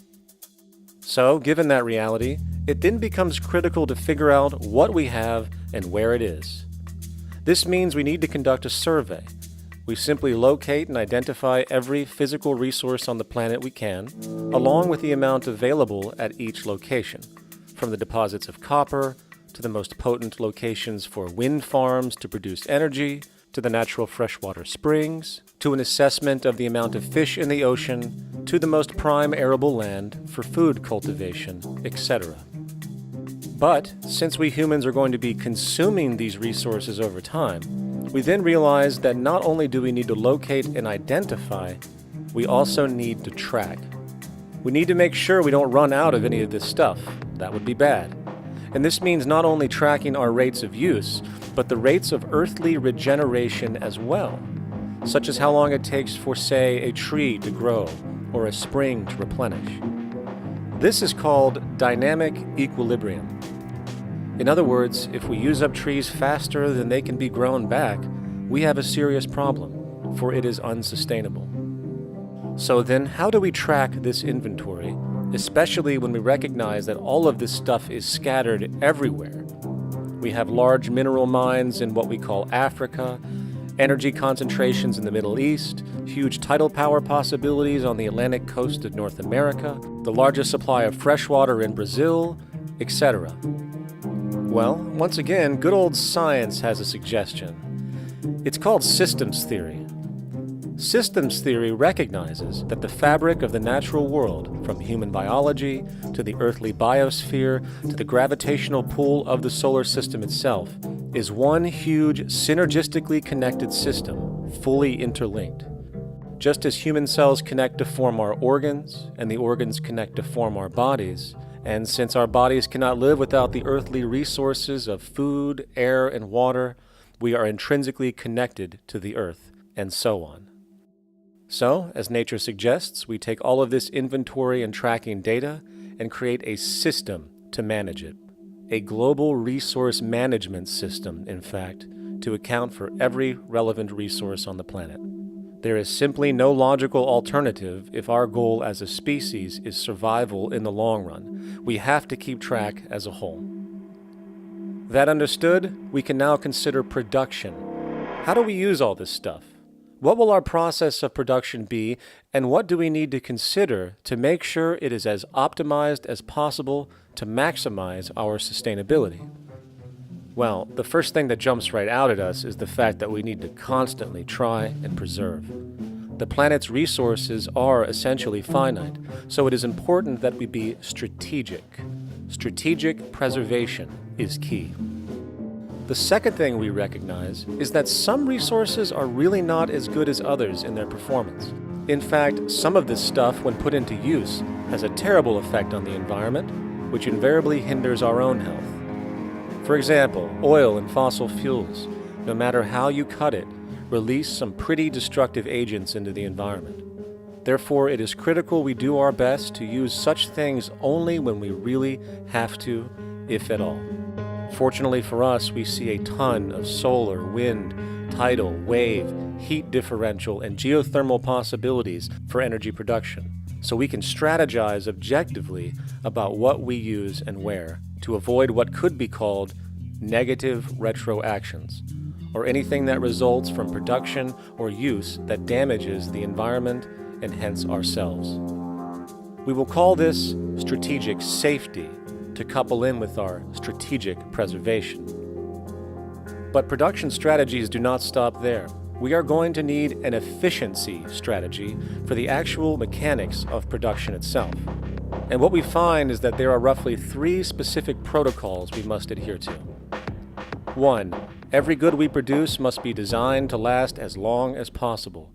Naturally, the more things break down, the more resources we are going to need to replace them, and the more waste produced. 2. When things do break down or are no longer usable for whatever reason, it is critical that we harvest or recycle as much as we possibly can. So the production design must take this into account directly at the very earliest stages. 3. Quickly evolving technologies, such as electronics, which are subject to the fastest rates of technological obsolescence, would need to be designed to foreshadow and accommodate physical updates. The last thing we want to do is throw away an entire computer system just because it has only one broken part or is outdated. So we simply design the components to be easily updated, part by part, standardized and universally interchangeable, foreshadowed by the current trend of technological change.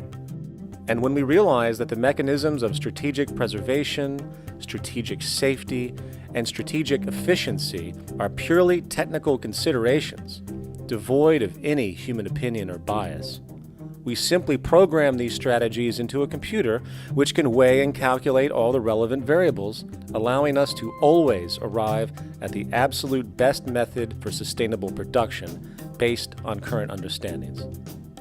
And while that might sound complex, all it is a glorified calculator. Not to mention, such multivariate decision-making and monitoring systems are already used across the world today for isolated purposes. It is simply a process of scaling it out.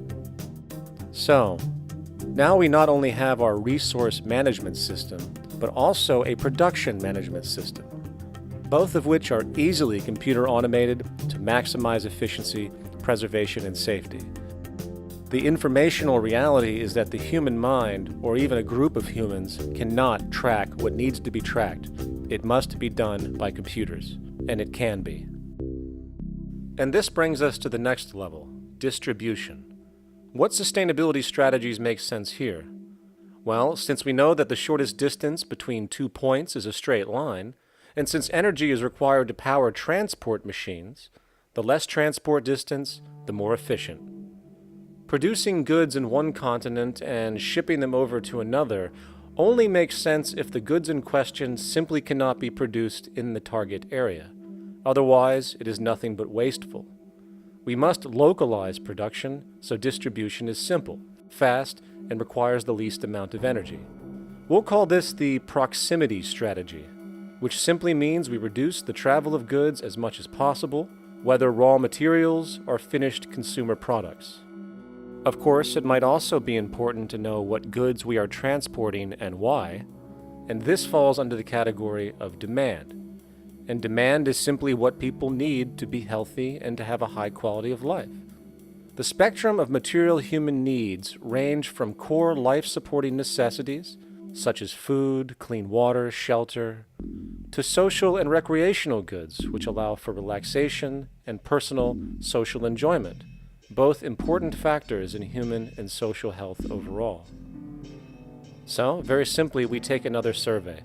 People describe their needs, demand is assessed, and production begins based on that demand.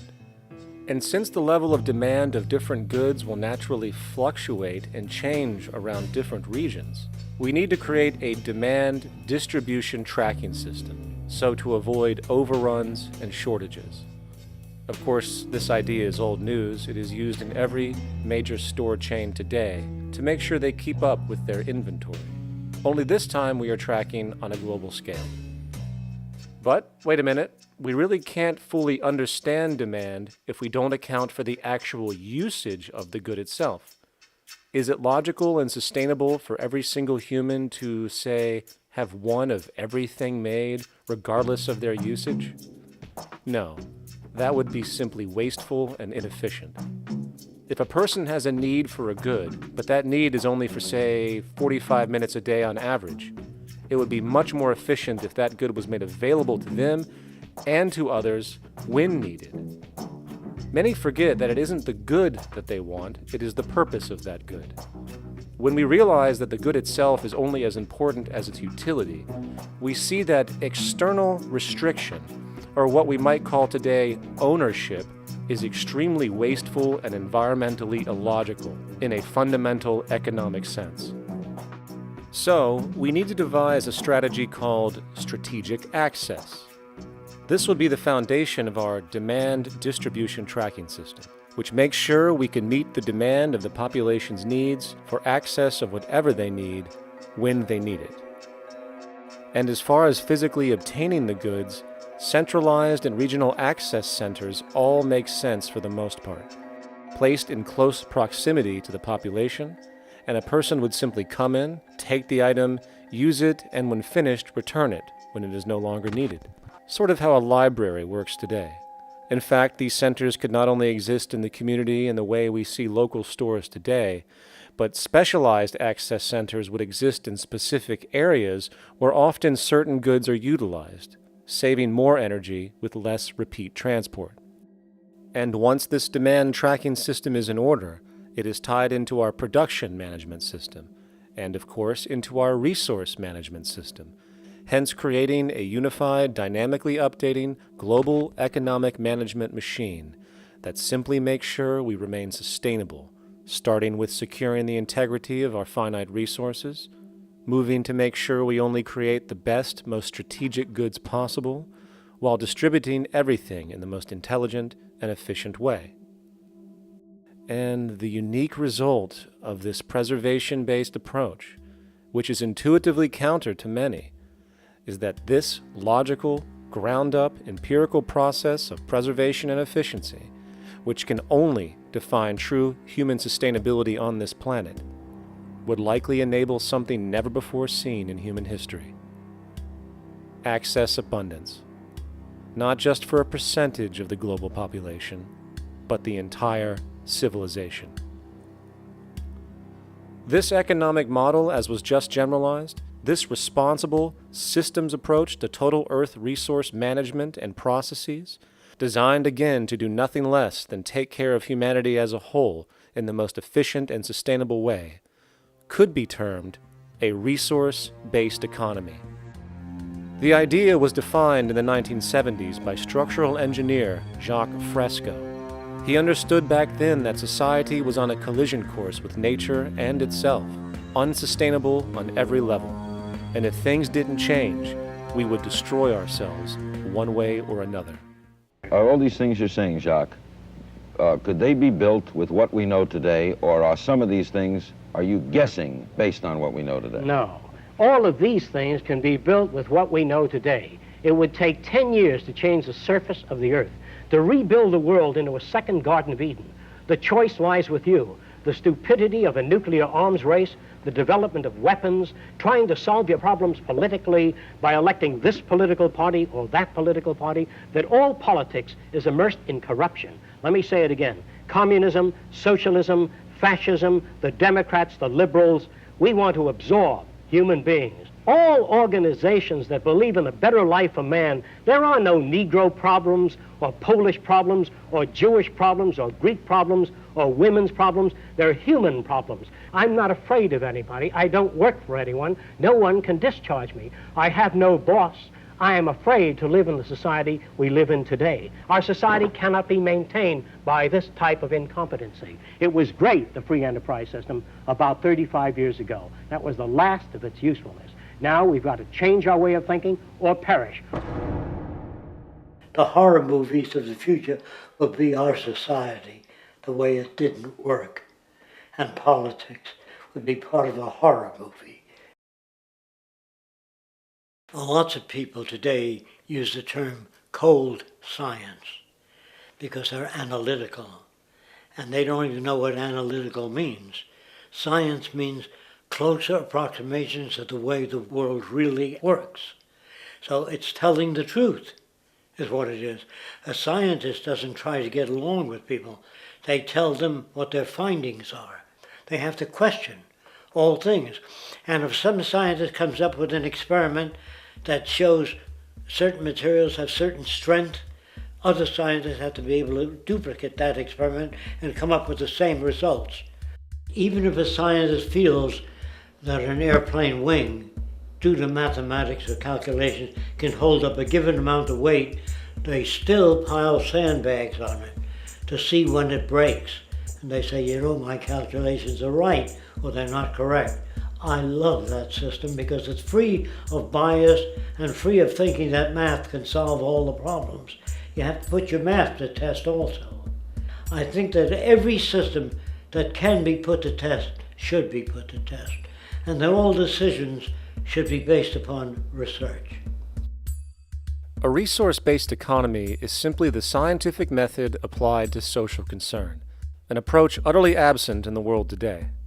Society is a technical invention, and the most efficient methods of optimized human health, physical production, distribution, city infrastructure, and the like reside in the field of science and technology, not politics or monetary economics. It operates in the same systematic way as, say, an airplane, and there is no Republican or liberal way to build an airplane. Likewise, nature itself is the physical referent we use to prove our science, and it is a set system, emerging only from our increased understanding of it. In fact, it has no regard for what you subjectively think or believe to be true. Rather, it gives you an option. You can learn and fall in line with its natural laws and conduct yourself accordingly, invariably creating good health and sustainability, or you can go against the current to no avail. It doesn't matter how much you believe you can just stand up right now and walk on the wall next to you. The law of gravity will not allow it. If you do not eat, you will die. If you are not touched as an infant, you will die. As harsh as it may sound, nature is a dictatorship, and we can either listen to it and come in harmony with it, or suffer the inevitable adverse consequences. So, a resource-based economy is nothing more than a set of proven, life-supporting understandings where all decisions are based upon optimized human and environmental sustainability. It takes into account the empirical life ground, which every human being shares as a need, regardless, again, of their political or religious philosophy. There is no cultural relativism to this approach. It isn't a matter of opinion.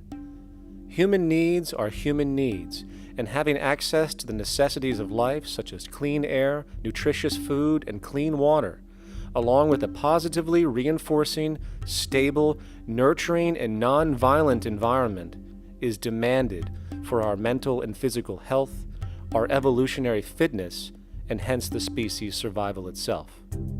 A resource-based economy would be based upon available resources. You can't just bring a lot of people to an island or build a city of 50,000 people without having access to the necessities of life. So when I use the term a comprehensive systems approach, I'm talking about doing an inventory of the area first and determining what that area can supply, not just architectural approach, not just design approach, but design must be based on all of the requirements to enhance human life. And that's what I mean by an integrated way of thinking. Food, clothing, shelter, warmth, love, all those things are necessary. If you deprive people of any of them, you have a lesser human being, less capable of functioning. As previously outlined, a resource-based economy's ground-up, global, systems approach to extraction, production, and distribution is based upon a set of true economic mechanisms, or strategies, which guarantee efficiency and sustainability in every area of the economy. So, continuing this train of thought regarding logical design, what is next in our equation? Where does all this materialize? Cities. The advent of the city is a defining feature of modern civilization. Its role is to enable efficient access to the necessities of life, along with increased social support and community interaction. So how would we go about designing an ideal city? What shape should we make it? Square? Trapezoid? Well, given we're going to be moving around the thing, we might as well make it as equidistant as possible for ease, hence the circle. What should the city contain? Well, naturally we need a residential area, a goods production area, a power generation area, an agricultural area. But we also need nurturing as human beings, hence culture, nature, recreation, and education. So let's include a nice open park, an entertainment events area for cultural purposes and socializing, and educational and research facilities. And since we're working with a circle, it seems rational to place these functions in belts based on the amount of land required for each goal, along with ease of access. Very good. Now, let's get down to specifics.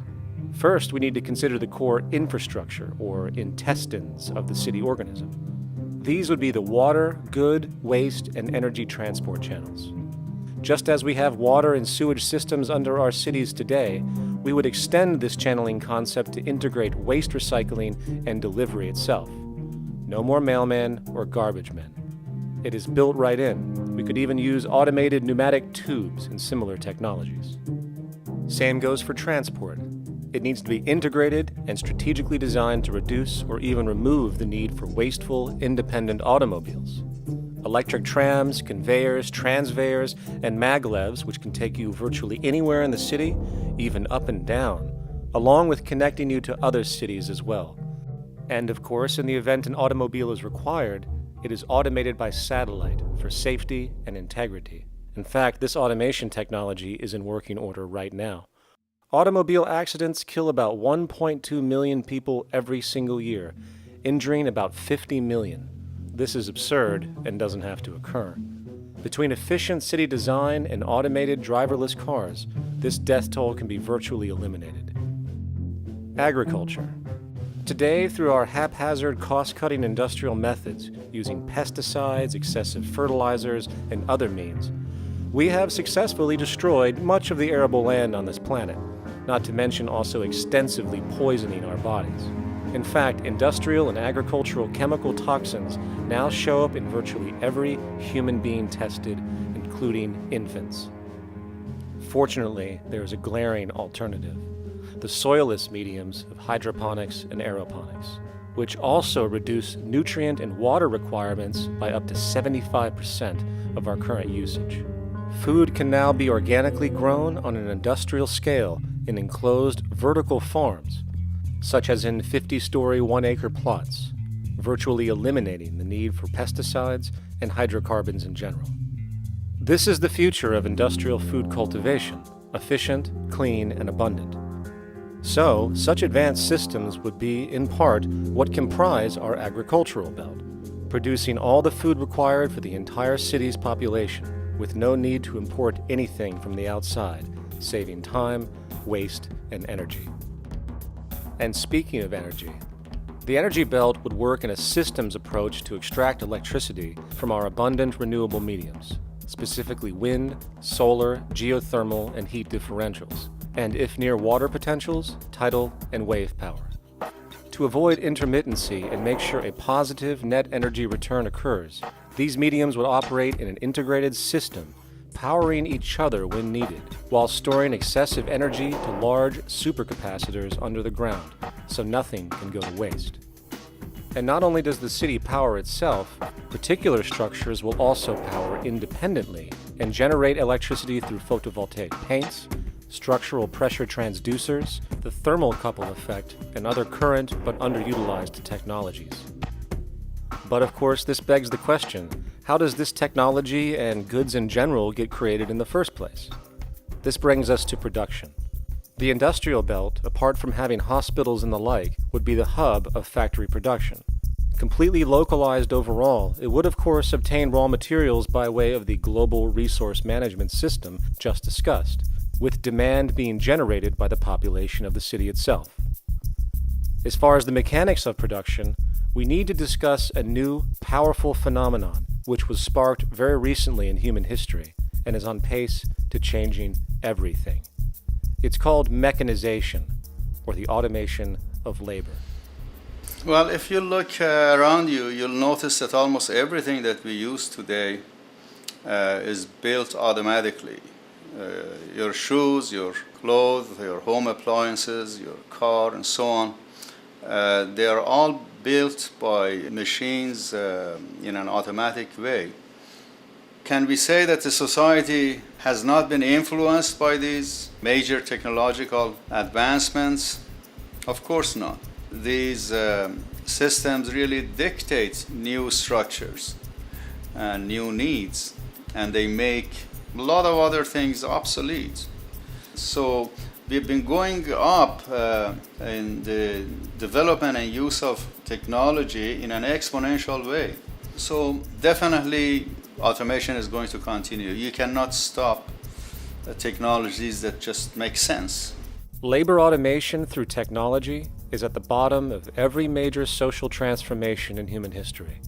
From the agricultural revolution and the invention of the plow, to the industrial revolution and the invention of the powered machine, to the information age we live in now through essentially the invention of advanced electronics and computers. And with regard to advanced production methods today, mechanization is now evolving on its own, moving away from the traditional method of assembling component parts into a configuration into an advanced method of creating entire products in one single process. Like most engineers, I'm fascinated by biology because it's so full of examples of extraordinary pieces of engineering. And absolutely, what biology is the study of things that copy themselves. Of course, that's good a definition of life as we've got. Again, as an engineer, I've always been intrigued by the idea of machines that would copy themselves. RepRap is a three-dimensional printer. That's to say, it's a printer that you plug into a computer, and instead of making two-dimensional sheets of paper with patterns on, it makes real, physical, three-dimensional objects. Now, there's nothing new about that. 3D printers have been around for about 30 years. Big thing about RepRap is that it prints most of its own parts. So if you've got one, you can make another one and give it to a friend, as well as being able to print lots of useful things.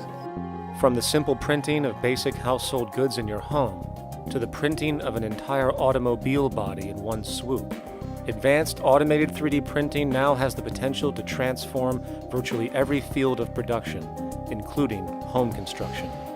Contour crafting is actually a fabrication technology, the so-called 3D printing, when you directly build a 3D object from a computer model. Using contour crafting, it will be possible to build a 2,000 square foot home entirely by the machine in one day. The reason that people are interested in automating construction is that it really brings a lot of benefits. For example, construction is pretty labor intensive, and although it provides job for a sector of the society, it also has issues and complications. For example, construction is the most dangerous job that there is.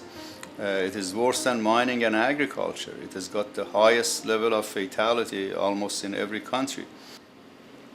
Another issue is the waste. An average home in the United States has 3 to 7 tons of waste. So this is huge if we look at the impact of construction and knowing that about 40% of all materials in the world are used in construction. So big waste of energy and resources and big damage to the environment as well. Making homes using hammers and nails and wood with the state of our technology today is really absurd and will go the way of our labor class in regards to manufacturing in the United States. Recently, there was a study by economist David Autor of MIT that states that our middle class is obsolete and being replaced by automation. Quite simply, mechanization is more productive, efficient, and sustainable than human labor in virtually every sector of the economy today. Machines do not need vacations, breaks, insurance, pensions, and they can work 24 hours a day every day. The output potential and accuracy compared to human labor is unmatched. The bottom line, repetitive human labor is becoming obsolete and impractical across the world, and the unemployment you see around you today is fundamentally the result of this evolution of efficiency in technology. For years, market economists have dismissed this growing pattern, which could be called technological unemployment, because of the fact that new sectors always seem to emerge to reabsorb the displaced workers. Today, the service sector is the only real hub left and currently employs over 80% of the American workforce, with most industrialized countries maintaining a similar proportion. However, this sector is now being challenged increasingly by automated kiosks, automated restaurants, and even automated stores. Economists today are finally acknowledging what they have been denying for years.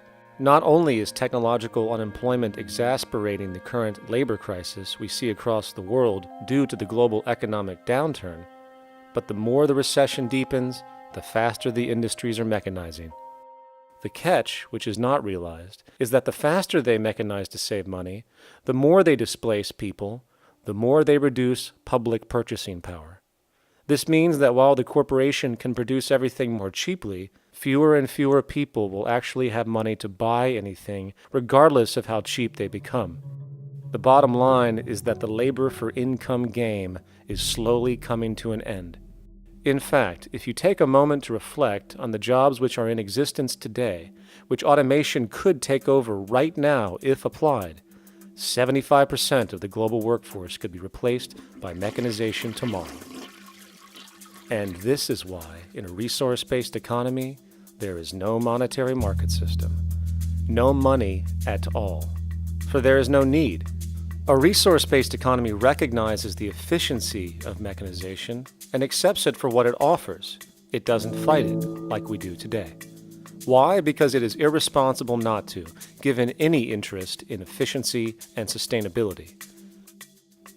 And this brings us back to our city system.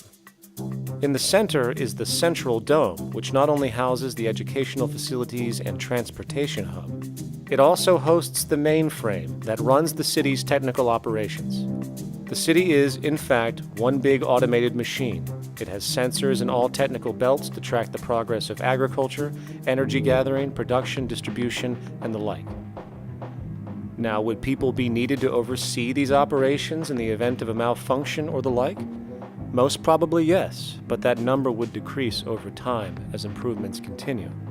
However, as of today, maybe 3% of the city population would be needed for this job when you break it down. And I can assure you, that in an economic system which is actually designed to take care of you and secure your well-being, without you having to submit to a private dictatorship on a daily basis, usually to a job that is either technically unnecessary or socially pointless, while often struggling with debt that doesn't exist just to make ends meet. I guarantee you people will volunteer their time left and right to maintain and improve a system that actually takes care of them. And coupled with this issue of incentive comes the common assumption that if there isn't some external pressure for one to work for a living, people will just sit around, do nothing, and turn into fat, lazy blobs. This is nonsense. The labor system we have today is in fact the generator of laziness, not a resolver of it. If you think back to when you were a child, full of life, interested in new things to understand, likely creating and exploring, but as time went on, the system pushed you into the focus of figuring out how to make money. And from early education to study at a university, you are narrowed, only to emerge as a creature which serves as a cog in a wheel in a model that sends all the fruits to the upper 1%. Scientific studies have now shown that people are, in fact, not motivated by monetary reward when it comes to ingenuity and creation. The creation itself is the reward. Money, in fact, appears only to serve as an incentive for repetitive, mundane actions, a role we have just now shown can be replaced by machine. So when it comes to innovation, the actual use of the human mind, the monetary incentive has proven to be a hindrance, interfering and detracting from creative thought. And this might explain why Nikola Tesla, the Wright brothers, and other inventors who contributed massively to our current world never showed a monetary incentive to do so. Money is, in fact, a false incentive and causes 100 times more distortion than it does contribution. Good morning, class. Please settle down. The first thing I would like to do is go around the room and ask what everyone would like to be when they grow up. Who would like to go first? Okay, how about you, Sarah? When I grow up, I want to work at McDonald's like my mom. Oh, family tradition, eh? How about you, Linda? When I grow up, I'm going to be a prostitute on the streets of New York City. Oh, glamour girl, huh? Very ambitious. How about you, Tommy? When I grow up, I'm going to be a rich, elitist businessman who works on Wall Street and profits off of the collapse of foreign economies. Enterprising, and great to see some multicultural interest. As stated before, a resource-based economy applies the scientific method to social concern, and this isn't limited to simply technical efficiency. It also has the consideration of human and social well-being directly and what comprises it. What good is a social system if, in the end, it doesn't produce happiness and peaceful coexistence? So it is important to point out that with the removal of the money system and the necessities of life provided, we would see a global reduction in crime by about 95% almost immediately, for there is nothing to steal, embezzle, scam, or the like. 95% of all people in prisons today are there due to some monetary-related crime or drug abuse, and drug abuse is a disorder, not a crime. So what about the other 5%, the truly violent, often seeming to some as being violent for the sake of being violent? Are they just evil people? The reason that I frankly think it's a waste of time to engage in moral value judgments about people's violence is because it doesn't advance by one iota our understanding of either the causes or the prevention of the violent behavior. People sometimes ask if I believe in forgiving criminals.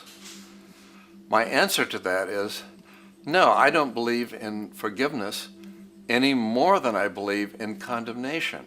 It's only if we as a society can take the same attitude of treating violence as a problem in public health and preventive medicine, rather than as a moral evil, It's only when we make that change in our own attitudes and assumptions and values that we will actually succeed in reducing the level of violence rather than stimulating it, which is what we do now. The more justice you seek, the more hurt you become, because there's no such thing as justice. There is whatever there is out there. That's it. In other words, if people are conditioned to be racist and bigots, if they're brought up in an environment that advocates that, why do you blame the person for it? They're a victim of a subculture. Therefore, they have to be helped. The point is, we have to redesign the environment that produces aberrant behavior. That's the problem, not putting a person in jail. That's why judges, lawyers, freedom of choice, such concepts are dangerous, because it gives you misinformation that the person is bad or that person is a serial killer. Serial killers are made, just like soldiers become serial killers with a machine gun. They become killing machines, but nobody looks at them as murderers or assassins, because that's natural. So we blame people. We say, well, this guy was a Nazi, he tortured Jews. No, he was brought up to torture Jews. Once you accept the fact that people have individual choices and they're free to make those choices, free to make choices means without being influenced. And I can't understand that at all. All of us are influenced in all our choices by the culture we live in, by our parents, and by the values that dominate. So we're influenced. So there can't be free choices. What's the greatest country in the world? The true answer, I haven't been all over the world, and I don't know enough about different cultures to answer that question. I don't know anybody that speaks that way. They say, it's good old USA, the greatest country in the world. There's no survey. Have you been to India? No. Have you been to England? No. Have you been to France? No. What do you make your assumptions on? They can't answer. They get mad at you. They say, well, goddamn it, who the hell are you to tell me what to think? You know, don't forget, you're dealing with aberrated people. They're not responsible for their answers. They're victims of culture. That means they've been influenced by their culture.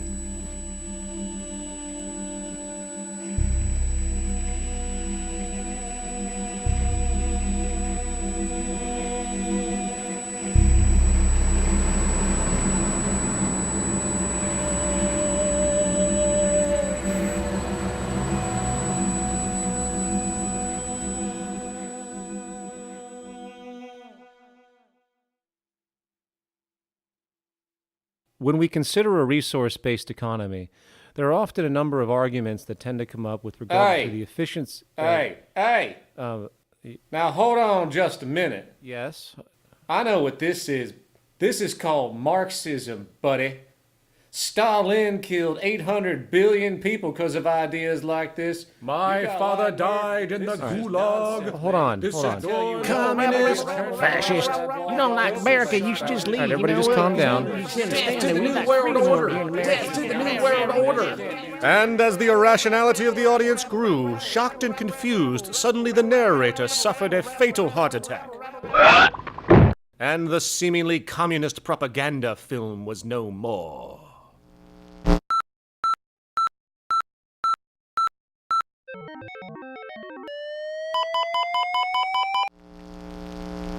You know, I've said that sort of thing to people in think tank type of situations, and you know, these Club of Rome types and so forth. Marxist. What Marxist? Where did that come from? You know, they got this icon they hold on to as their holy grail, and it's such an easy one, you know. People ask if I'm a socialist or a communist or a capitalist, and I say I'm none of the above. And why do you think that those are the only options? All of those political constructs were created by writers who assumed that we lived on a planet of infinite resources. Not a one of those political philosophies even contemplates that there might be a shortage of anything. I believe that communism, socialism, free enterprise, fascism are part of social evolution, that you can't take a giant step from one culture to another But they're in-between systems. Before there's any ism, we've got a life ground, and the life ground is, as I just described most easily, it's all the conditions required to take your next breath, and that involves the air you breathe, the water you get, the safety you have, the education you can access, all these things that we share and use and that no life in any culture can do without. So we've got to reset down to the life ground, and the life ground is no longer any ism. It's life value analysis. It's simply a matter of historical fact that the dominant intellectual culture of any particular society reflects the interests of the dominant group in that society. In a slave-owning society, the beliefs about human beings and human rights and so on will reflect the needs of the slave owners. In a society which again is based on the power of certain people to control and profit from the lives and work of millions of others, the dominant intellectual culture will reflect the needs of the dominant group. And so that if you look across the board, the ideas that pervade psychology and sociology and history and political economy and political science fundamentally reflect certain elite interests. And the academics who question that too much tend to get shunted to the side or to be seen as sort of radicals. The dominant values of a culture tend to support and perpetuate what is rewarded by that culture. And in a society where success and status is measured by material wealth, not social contribution, it is easy to see why the state of the world is what it is today. We are dealing with a values system disorder, completely denatured, where the priority of personal and social health have become secondary to the detrimental notions of artificial wealth and limitless growth. And like a virus, this disorder now permeates every facet of government, news media, entertainment, and even academia. And built into its structure are mechanisms of protection from anything that might interfere. Disciples of the monetary market religion, the self-appointed guardians of the status quo, constantly seek out ways to avoid any form of thought which might interfere with their beliefs, the most common of which are projected dualities. If you are not a Republican, you must be a Democrat. If you are not a Christian, you might be a Satanist. And if you feel society can be greatly improved to consider perhaps, taking care of everyone, you're just a utopianist. And the most insidious of them all, if you are not for the free market, you must be against freedom itself. I'm a believer in freedom. Every time you hear the word freedom being said anywhere or government interference said anywhere, it means, decoded, blocking maximization of turning money into more money for private money possessors. That's it. Every other thing they'll say, oh, we need more commodities for people, oh, this is freedom against tyranny and so forth. Every time you see it, you can decode it down to that. And I think you'll find a one-to-one correlation with every time they use it. And this is the sense in which we might call it's a syntax, a governing syntax of understanding and of value, so that it governs beneath their own recognition of it. So they may not say, oh, I didn't mean that at all, but in fact, that's what they do. Just like you may speak a grammar, and you have rules of grammar you follow without recognizing what the rules are. And so what we have is what I call the ruling value syntax that underlies this. So every time they use these words, government interference, lack of freedom, or progress, or development, you can decode them all to come back to mean that. Of course, when you hear the word freedom, it tends to be in the same sentence with something called democracy. It's fascinating how people today seem to believe that they actually have a relevant influence on what their government does, forgetting that the very nature of our system offers everything for sale. The only vote that counts is the monetary vote, and it doesn't matter how much any activist yells about ethics or accountability. In a market system, every politician, every legislation, and hence every government is for sale. And even with the $20 trillion bank bailout starting in 2007, an amount of money which could have changed, say, the global energy infrastructure to fully renewable methods, instead going to a series of institutions that literally do nothing to help society, institutions that could be removed tomorrow with no recourse. The blind conditioning that politics and politicians exist for the public well-being still continues. The fact is, politics is a business, no different than any other in a market system, and they care about their self-interest before anything else. I don't really, honestly, deep down believe in political action. I think the system contracts and expands as it wants to. It accommodates these changes. I think the civil rights movement was an accommodation on the part of those who own the country. I think they see where their self-interest lies. They see a certain amount of freedom seems good, an illusion of liberty. Give these people a voting day every year so that they'll have the illusion of meaningless choice. Meaningless choice that we go like slaves and say, "Oh, I voted." The limits of debate in this country are established before the debate even begins, and everyone else is marginalized. They're made to seem either to be communists or some sort of disloyal person, a kook, there's a word, and now it's conspiracy. Say, they've made that something that should not be even entertained for a minute, that powerful people might get together and have a plan. Doesn't happen. You're a kook. You're a conspiracy buff. And of all the mechanisms of defense of this system, there are two that repeatedly come up. The first is this idea that the system has been the cause of the material progress we have seen on this planet. Well, no. There are basically two root causes which have created the increased so-called wealth and population growth we see today. One, the exponential advancement of production technology, hence scientific ingenuity. And two, the initial discovery of abundant hydrocarbon energy, which is currently the foundation of the entire socioeconomic system. The free market, capitalist, monetary market system, whatever you want to call it, has done nothing but ride the wave of these advents with a distorted incentive system and a haphazard, grossly unequal method of utilizing and distributing those fruits.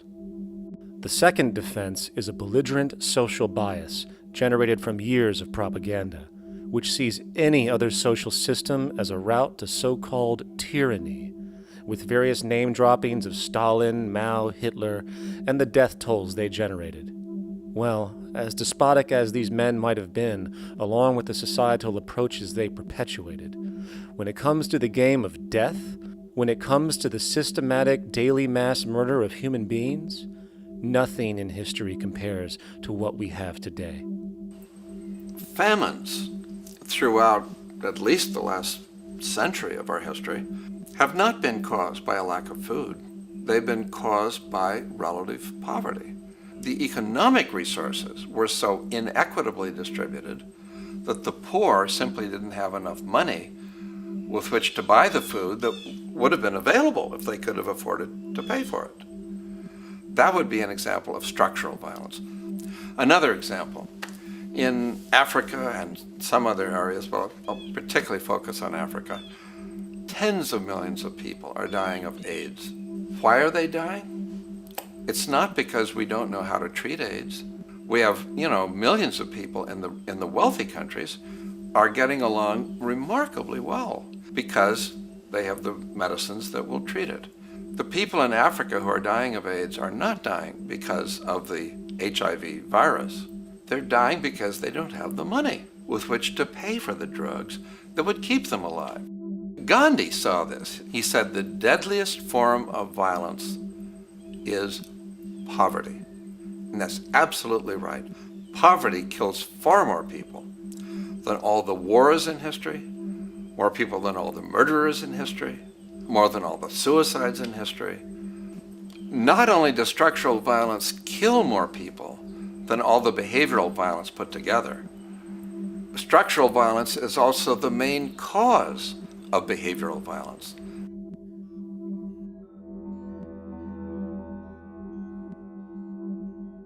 Oil is the foundation of, and it is present throughout the edifice of human civilization. There are 10 calories of hydrocarbon energy, oil and natural gas, in every calorie of food you and I eat in the industrialized world. Fertilizers are made from natural gas. Pesticides are made from oil. You drive oil-powered machines to plant, plow, irrigate, harvest, transport, package. You wrap the food in plastic, that's oil. All plastic is oil. There are 7 gallons of oil in every tire. Oil is everywhere. It's ubiquitous. And it's only because of oil that there are 7 billion people, or almost 7 billion people on this planet right now. The arrival of this cheap, easy energy, which is equivalent, by the way, to billions of slaves working around the clock, changed the world in such a radical way over the last century, and the population has gone up 10 times. But by 2050, oil supply is able to support less than half the present world's population in their present way of life. So the scale of adjustment to live differently is just enormous. The world is now using 6 barrels of oil for every barrel it finds. 5 years ago, it was using 4 barrels of oil for every barrel it finds. A year from now, it's going to be using 8 barrels of oil for every barrel it finds. What's disturbing to me is the lack of any real effort from governments worldwide or industry leaders worldwide to do something different.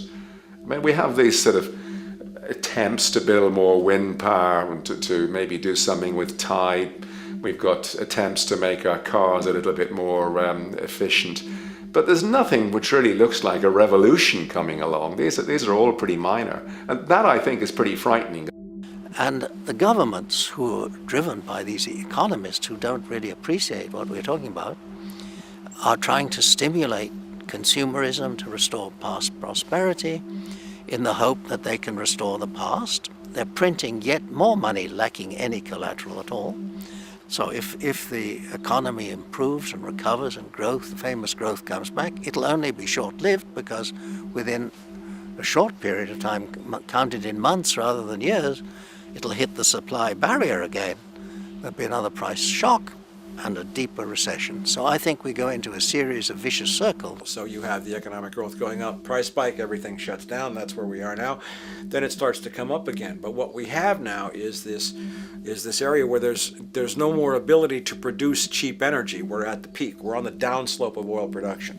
No way you're going to get any more out of the ground any faster, which means that things shut down. The price of oil drops, which it did in early 2009, but then as you have an ersatz so-called recovery, the price of oil starts to come back.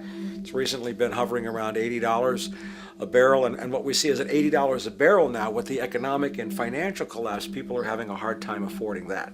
World oil production right now is about 86 million barrels a day. Over 10 years, you're looking at roughly 40 million barrels a day having to be replaced. There's nothing around which can come even within 1% of meeting that sort of demand. If we don't do something pretty quickly, there's going to be a huge energy deficiency.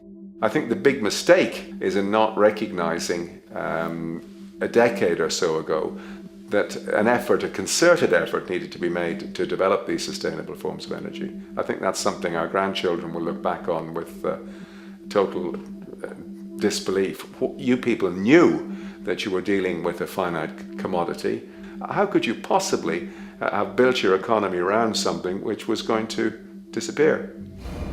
For the first time in human history, the species is now faced with the depletion of a core resource central to our current system of survival. And the punchline of the whole thing is that even with oil becoming more and more scarce, the economic system will still blindly push its cancerous growth model, so people can go out and buy more oil-powered cars to generate GDP and jobs, exacerbating the decline. Are there solutions to replace the edifice of the hydrocarbon economy? Of course. But the path needed to accomplish these changes will not manifest through the market system protocols required, since new solutions can only be implemented through the profit mechanism. People are not investing in renewable energies because there is no money in it in both the long and short term, and the commitment needed to make it happen can only occur at a severe financial loss. Hence, there is no monetary incentive, and in this system, if there's no monetary incentive, things do not happen. And on top of it all, peak oil is just one of many surfacing consequences of the environmental social train wreck gaining speed today. Other declines include freshwater, the very fabric of our existence, which is currently showing shortages for 2.8 billion people, and those shortages are on pace to reach 4 billion by 2030. Food production, the destruction of arable cropland, from which 99.7% of all human food comes from today, is occurring up to 40 times faster than it is being replenished. And over the last 40 years, 30% of the arable land has become unproductive. Not to mention that hydrocarbons are the backbone of agriculture today, and as it declines, so will the food supply. As far as resources in general, at our current patterns of consumption, by 2030 we will need 2 planets to continue our rates, not to mention the continual destruction of life-supporting biodiversity, causing extinction spasms and environmental destabilization across the globe. And with all of these declines, we have the near exponential population growth, where by 2030 there might be over 8 billion people on this planet. Energy production alone would need to increase 44% by 2030 to meet such demand. And again, since money is the only initiator of action, are we to expect that any country on the planet is going to be able to afford the massive changes needed to revolutionize agriculture, water processing, energy production, and the like, when the global debt pyramid scheme is slowly shutting the entire world down? Not to mention the fact that the unemployment you currently see is going to become normality due to the nature of technological unemployment. The jobs are not coming back. And finally, a broad social perspective. From 1970 to 2010, poverty on this planet doubled due to this system. And given our current state, do you honestly think we will see anything less than more doubling, more suffering, and more mass starvation? There is not going to be any recovery. This is not some long depression that we're someday going to pull out of.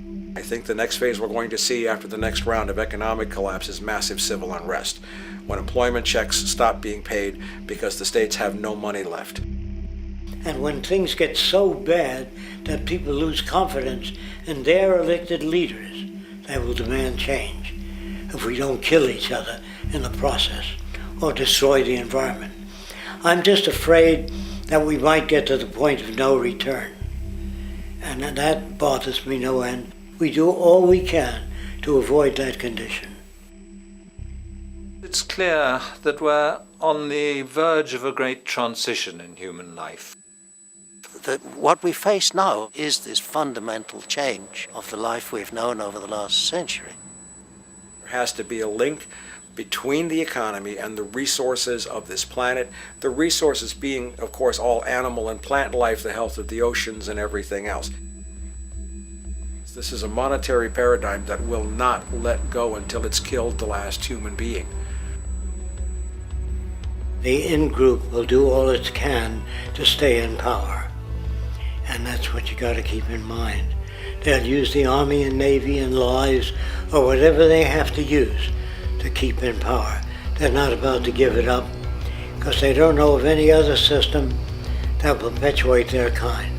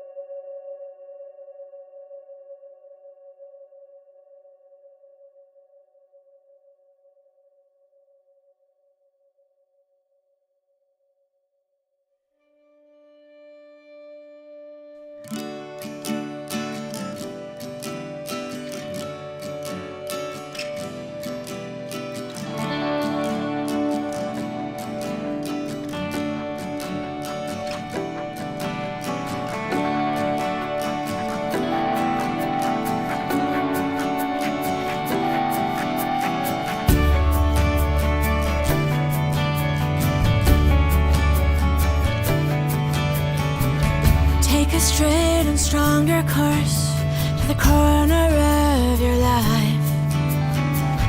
Just remember that the goal is for us all to capture all we want. We have to don't surround yourself with yourself.